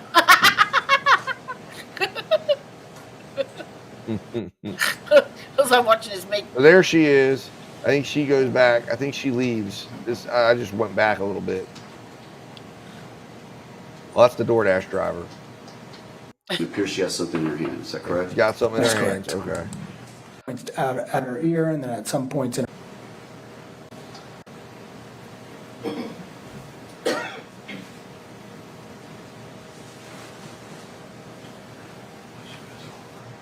Now I feel like popcorn. I'm watching myself eating it.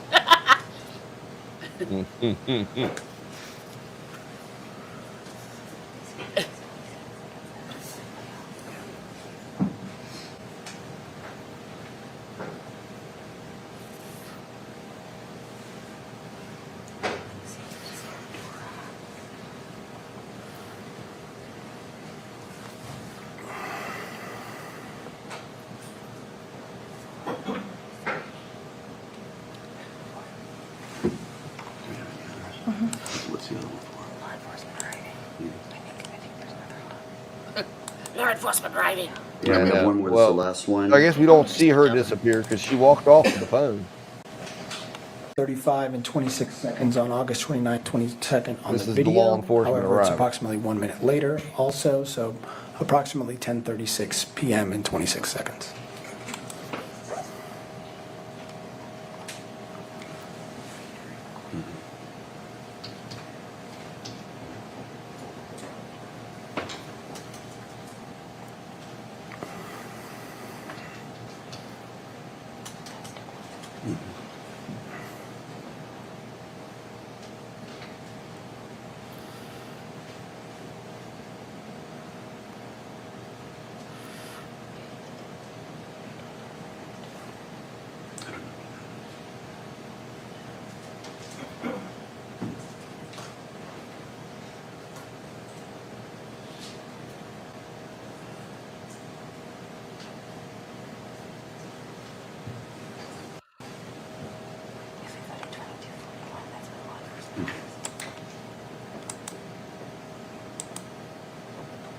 So he comes out after. Corporal, we see an individual walking around out there. Were you able to identify who that was? The very first time that she comes out. The person at the far end or the She's person not closer running. to the tree? She's not Close to rushing. the tree right there. I'm not aware if that person was identified personally. And what do you say the person at the far end? There's a person walking around near the area where Shirley Bass's C300 is, and I believe that's Shirley Bass. Yeah, there she is. So she must have walked off with, I think she walked off with Daquan's phone. We never saw him get it back. 22:32 is the first time she comes from the right to the left to go to Daquan's. And so he must have come out after, looking for her, yeah? And he got the phone back because we see him with the phone in his hand. He gave her his phone and said, "Here, talk to 911." No visible blood on either of them. Well, unfortunately, with that black and white camera, it'd be difficult. But no, it doesn't appear so. No.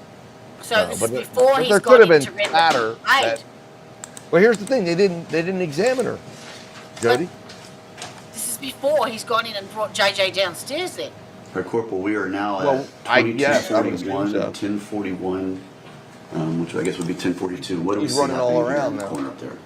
This is But this is 10:42. capturing You the figure this is arrival where there's of been minutes law of elapsed. enforcement- She's been the back first in law the enforcement house. officers who arrived at the incident scene.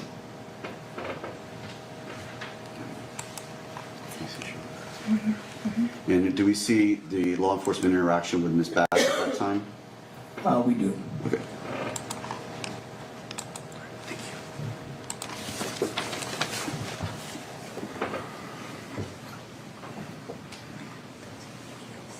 Yeah, I just remember.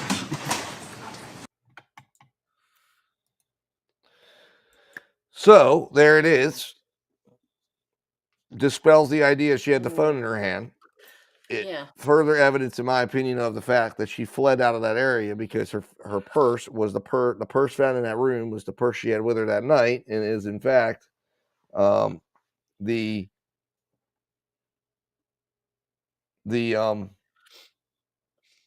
purse.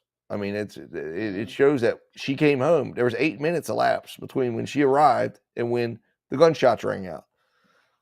When she left the home to go to the neighbors, she wasn't rushing. No, she was running out like, oh my God, oh my God, oh my God. Like, what am I going to do? Trying to figure it out. No, the first time she went across the screen, she was just walking. Yep. And she was so that's trying to figure out. After the gunshots. That was after. Yeah, no, that was definitively after the gunshots. Yes, absolutely, based on times and everything. She's not screaming, help, help. No. Like I said, this is a problem. This is a problem. Mm-hmm. No, there is no ring camera of her entering the home. It's just her exiting the car. Her exiting the car and then walking back off behind the trees. There is none of them entering the home or exiting the home or any ring cameras collected near their home. So there we have it. So, well, Jody, we're coming upon the 2-hour mark. Yes, and my bladder is definitely telling me that. And I'm over 50 now. I was going to say I can tell you that It's all downhill from there. yeah. So, well, what Mm. what Do you reckon so he might come out and make a statement later at some point? I think again, this is a case that's going to be pursued, I think, by the Innocence Project at some point, because I think Did he's you innocent. answer Columbus's question on? I was trying to cover up the fact that he attempted to kill his kids. Steve, you said the question is why did he lie? I answered that above. No, I didn't say the question is why did he lie, or why did he lie? Well, yes, well, okay. The way you're phrasing it is not. I did not say why did he lie. I said the question. The question becomes, what was he lying about? What was the reason for lying? And was it he killed the kids intentionally, or was it something else happened that he was trying to cover up, that he was involved in and everyone was involved in, but he was trying to cover it up? And the answer to that is we don't know. That's the problem, Columbus. We don't know. Yep. We do not know. And I think we've definitively proved it. You got to go back and look at the beginnings of this video and see for yourself. But there's a wealth of evidence of not evidence of questions about the evidence. There's enough doubt. And when you put Riley, I think it was Baldwin's testimony, the doctor, who says it was upward, and you've got the other crime scene research saying it was downward, and you've got people saying they collected evidence in the bottom bunk but then changing it to the top bunk to fit the thing. You've got the evidence moving around. You've got a purse in the house. You've got things going. We don't know. And is there but the thing is, the jury was. Did she have a statement at all? No, never. Listen, I'm telling you, here's what happened. There were jurors back there who had questions. Yeah. And I showed you the quote from the closing argument. And I guarantee you, if there's a juror listening at some point to this podcast, it will resonate with them, because I guarantee this is what happened in the jury room. There were holdouts with all the questions we had. There was someone in that jury room who said, no, let me tell you why. It's impossible. They ruled her out. There's no, mom's DNA wasn't on that gun. Oh. Yep. Well, they said it in the closing. Oh. And they got to rely on their memories. And the way the state said it, which was... Has the gun been wiped down? Well, the way the state said it was, there was no DNA. It was like, don't let this question. There was no DNA found on the trigger and the handle. Don't go outside the scope. But there was an unknown DNA source on other areas of the gun that they couldn't figure out who it was. Did they do a buckle swab on her? Yes, they did do that. Yes, they did that. At the hospital. Yeah, she was forced to turn that over. Like, she didn't have an option on that. Yeah, I came out and they did that at the hospital later that night. But the point is, it wasn't definitive that there wasn't DNA on there to say that she wasn't somehow involved. Now, I'm not saying, I don't think this was intentional by anyone. No. I think this was a situation. This was a domestic disturbance. They got out of hand. We know the mom had the weapon in her purse. We know that purse ends up in the child's room, open. And we know that the little girl ends up dead. The boy ends up so you think she had the gun in the purse when she came in? Yeah, I think she went into the bedroom, and there's an argument, and she has her purse, and she's walking in. I think they're arguing. I think he took her phone because he thought she was cheating, because I think that's why he went after her. I think he takes her phone, and they're yelling, and they're screaming. She goes in the bedroom because, they're fighting, and she locks the door, and she lays the purse down in there and maybe gets the gun out. But at some stage, he comes in, because I'm sure, they probably had violent fights. I mean, they were getting a divorce for a reason. And they go in, and somewhere in all of that, a gun gets drawn.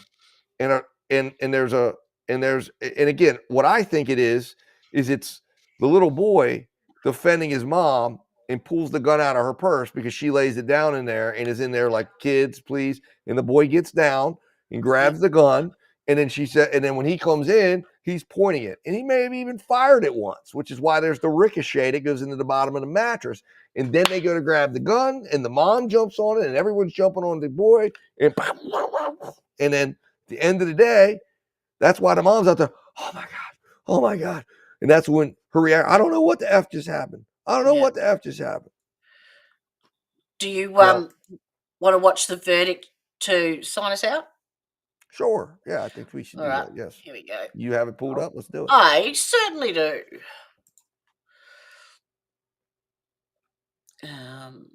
Tell me if you can hear it.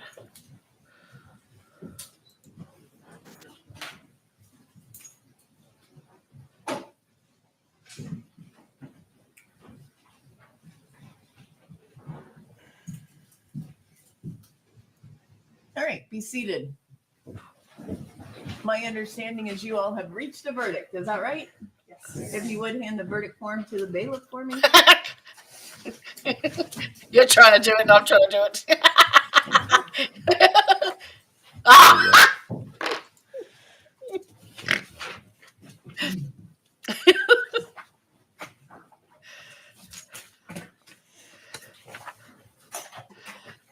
What Right, the verdict form is in order. If you would publish the verdict and poll the jury, please. Yes, ma'am. State of Florida versus Jermaine Lavonda Bass. Case number 22 CF 011717A. Trial Division 3 verdict form. We, the jury, find as follows as to count 1, murder in the first degree. The defendant is guilty of murder in the first degree, Jayla Bass, as charged. And during the commission of the offense, did the defendant personally carry, display, use, threat? So he's got weapon enhancements. Yep. Oh yeah. Or Yep. attempt to use any Oh, he's weapon going away for the or rest of his firearm? life. Yes. What do you think the well, it's Florida. Is it mandatory minimum life for first degree? Because they took the death penalty off the table. He gets. I believe he gets mandatory minimum life. Yeah, and it's just whether or not it's parole or non-parole. I don't think there's parole for life in Florida. I'll ask. Let me see here. Mm-hmm. Did the defendant actually? Well, he's got that's the one count. Then he's got the attempted. And yeah, they were more worried. So they'll stack that. Yeah, I think that they were more worried about his, for the purposes of sentencing. That's why they were like, the judge. Well, there might be some options, but they could always try to downward depart, but they're not going to in this case. No. I mean, in Florida, the downward departure potentials are, only limited to Treehouse. Well, yeah, but I mean, you can ask for him, but it's very infrequent. And in a case like this, where the jury has accepted that he intentionally shot his kids, you get life. That's what I meant. First degree. Yeah, you don't have any. There is no other option. I mean, there shouldn't be except for my opinion. I think every life sentence should have parole potential, because otherwise that encourages that the prisoner have something to live for, and encourages their good behavior within the system. And they should always, in my opinion, be living in remembrance of whoever it is they harmed. So by just throwing them away with a life sentence just seems to me wasteful, even though some would say, well, they deserve to be punished to the top of their, the worst possibilities. Well, I agree, except if I got killed, I would hate to think that my life was, that the individual that stepped in place of me, all they ever did was just live a life sentence. Do something good. Help somebody. Hello. Oh, hello. Nice little kitty. I have a visitor. Hello, princess. Alrighty then. So yeah, there are no life sentence. There is no parole for a life sentence in Florida. Only way you would get that is if you were sentenced before 1983. Yes. And it costs Florida $330 million a year because of that law. to house these people. So you're telling me there's not a way to deal It's better more to be in a on better death way? row, though. Yeah. Well, I mean, there should be They some only took form that of death penalty off a month before this trial, too. yeah. Well, they do that a lot because of strategy things and different things that can make the case drag on longer. And in this case, I think they also wanted to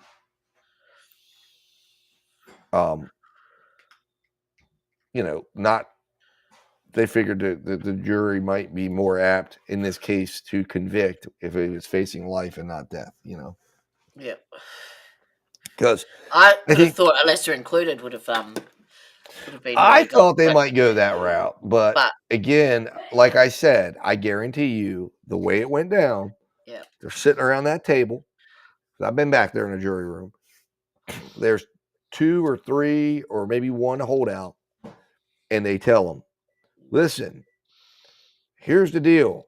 I understand there's questions, but we don't have to answer those questions because listen, there's only 2 DNAs on that gun, and 1 was transferred because the kid was shot and it could have transferred on there. The other one, he admitted the gun was in his hand. We have the trajectory evidence, and they probably just completely forgot about what the other guy said, who is the medical examiner, who is got more it credible, wrong. in my opinion, looking at the wounds. And they said, down, boom, come on, quit wasting our time. And then the person finally probably just said, you know what? Okay. Yeah, I didn't remember that. I must have missed it, but I really have all these questions. Boom.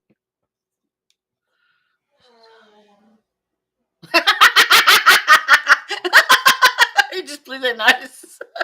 Oh, that was my wife.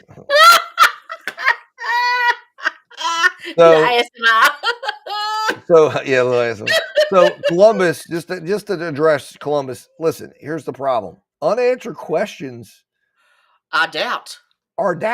So I'm right sorry. there. You're Right delivering, there. you're saying right now by that statement, you're just not understanding the fact that the burden is on the state. It didn't go down the way that Steve's saying. Well, what we also have to remember, again, we've gotten down all these rabbit holes, but at the end of the day, the burden is on the state. And as a result, what a lot of people don't understand, Columbus doesn't really have this mindset, but this is the mindset a juror must have. And a lot of jurors don't. But it's when you begin the case, he was presumed innocent.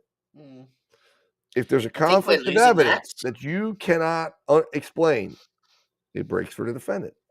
If there's a question about that, the state has the obligation to prove its theory of the case beyond a reasonable doubt.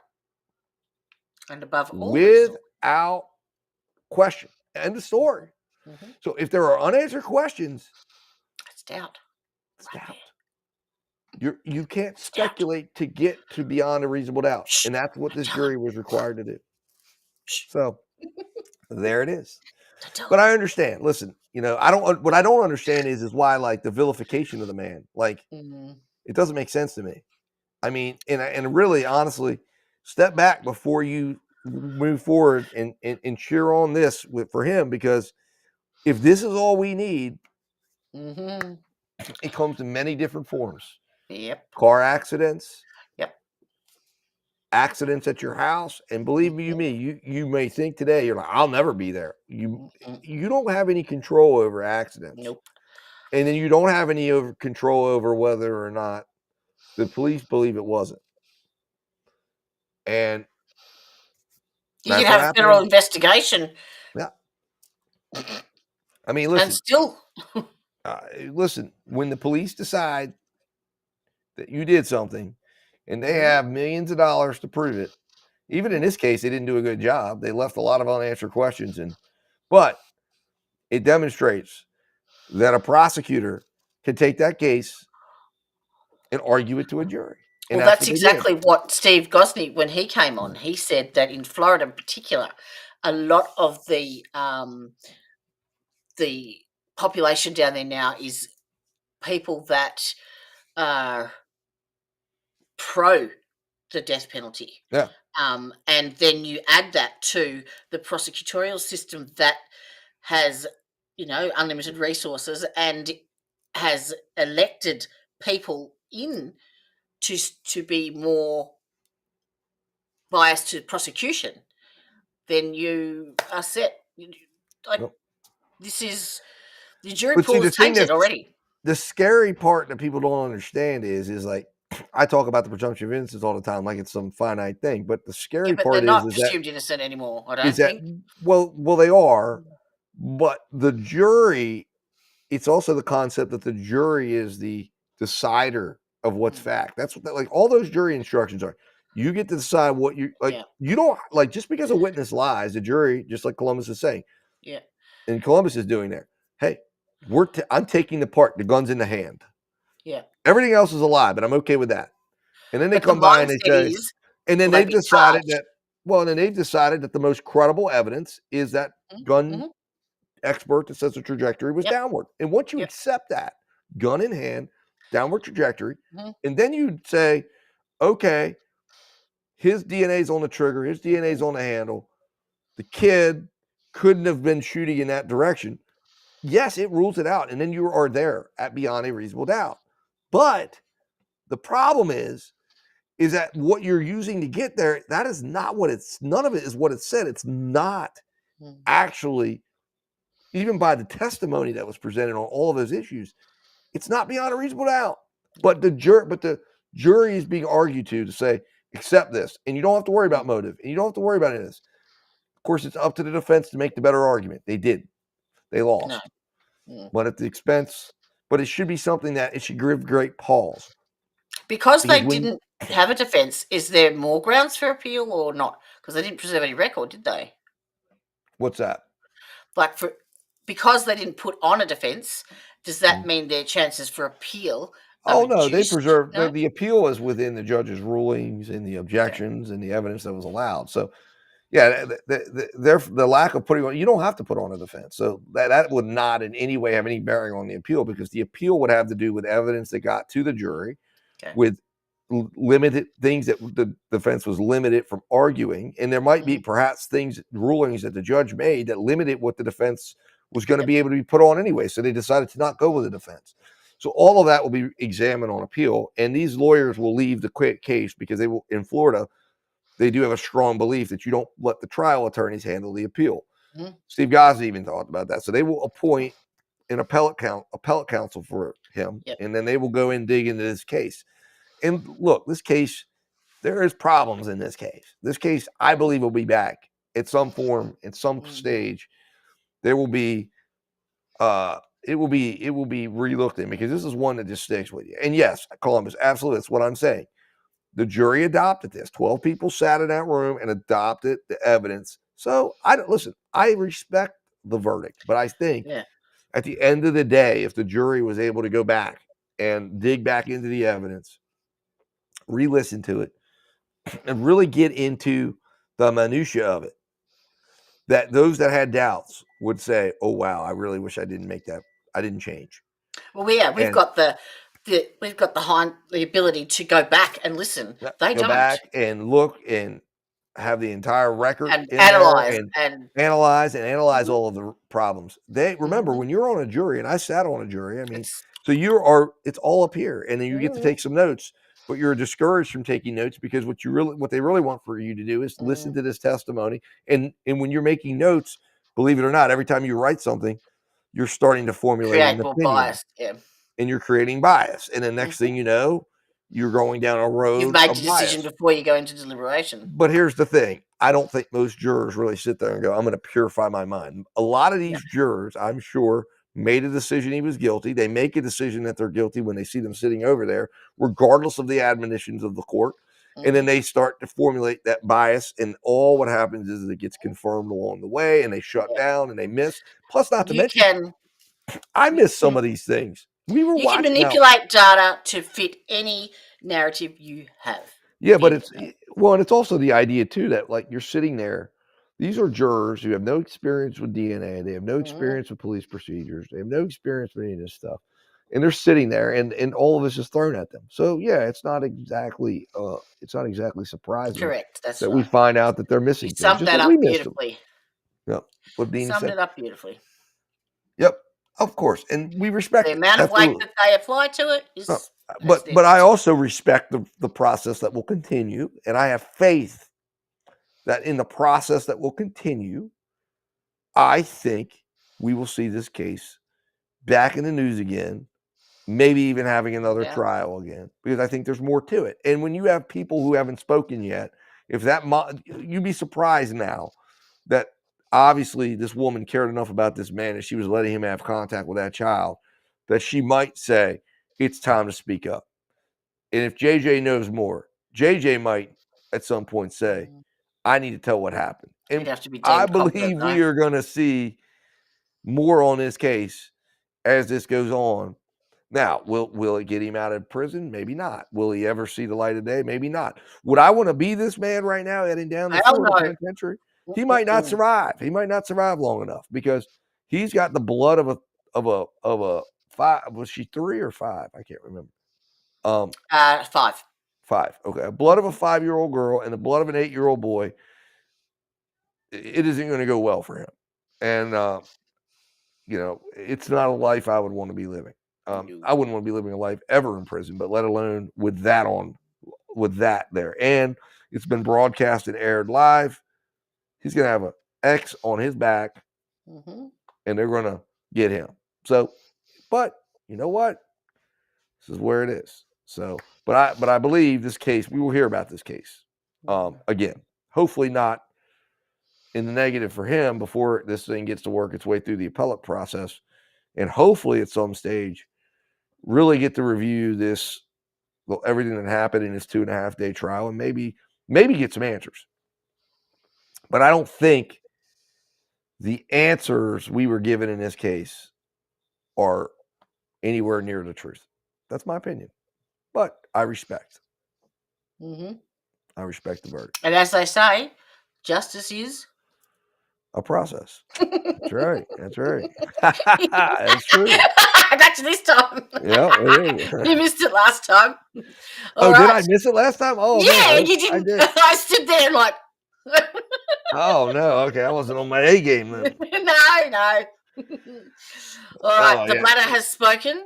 All right. Well, thank everyone, you very much. Thank you very much. Again. Yes, and we will see you in a fortnight. And and onward we go. So we got plenty of other cases and things to watch. In the meantime, yes, everybody be ready for the Chidester case. Hopefully they will have.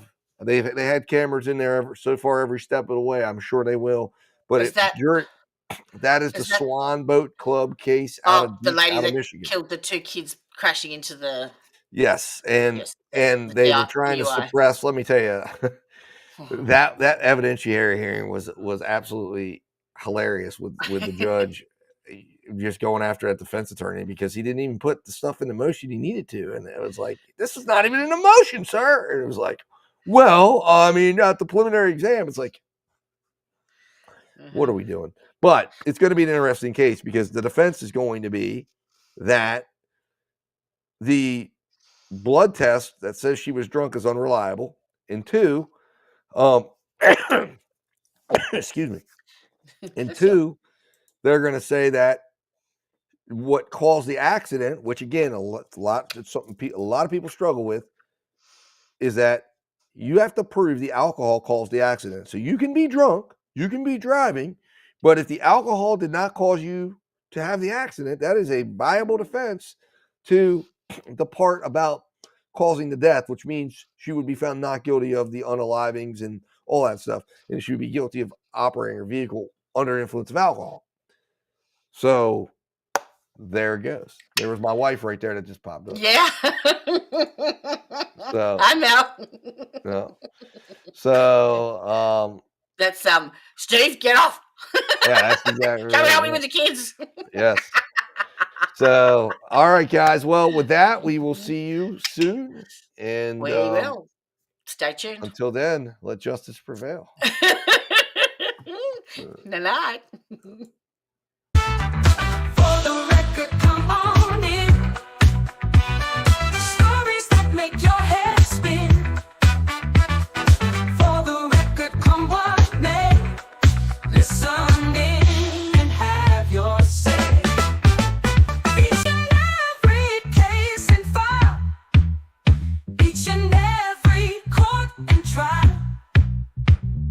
Listen to our voices true, each one with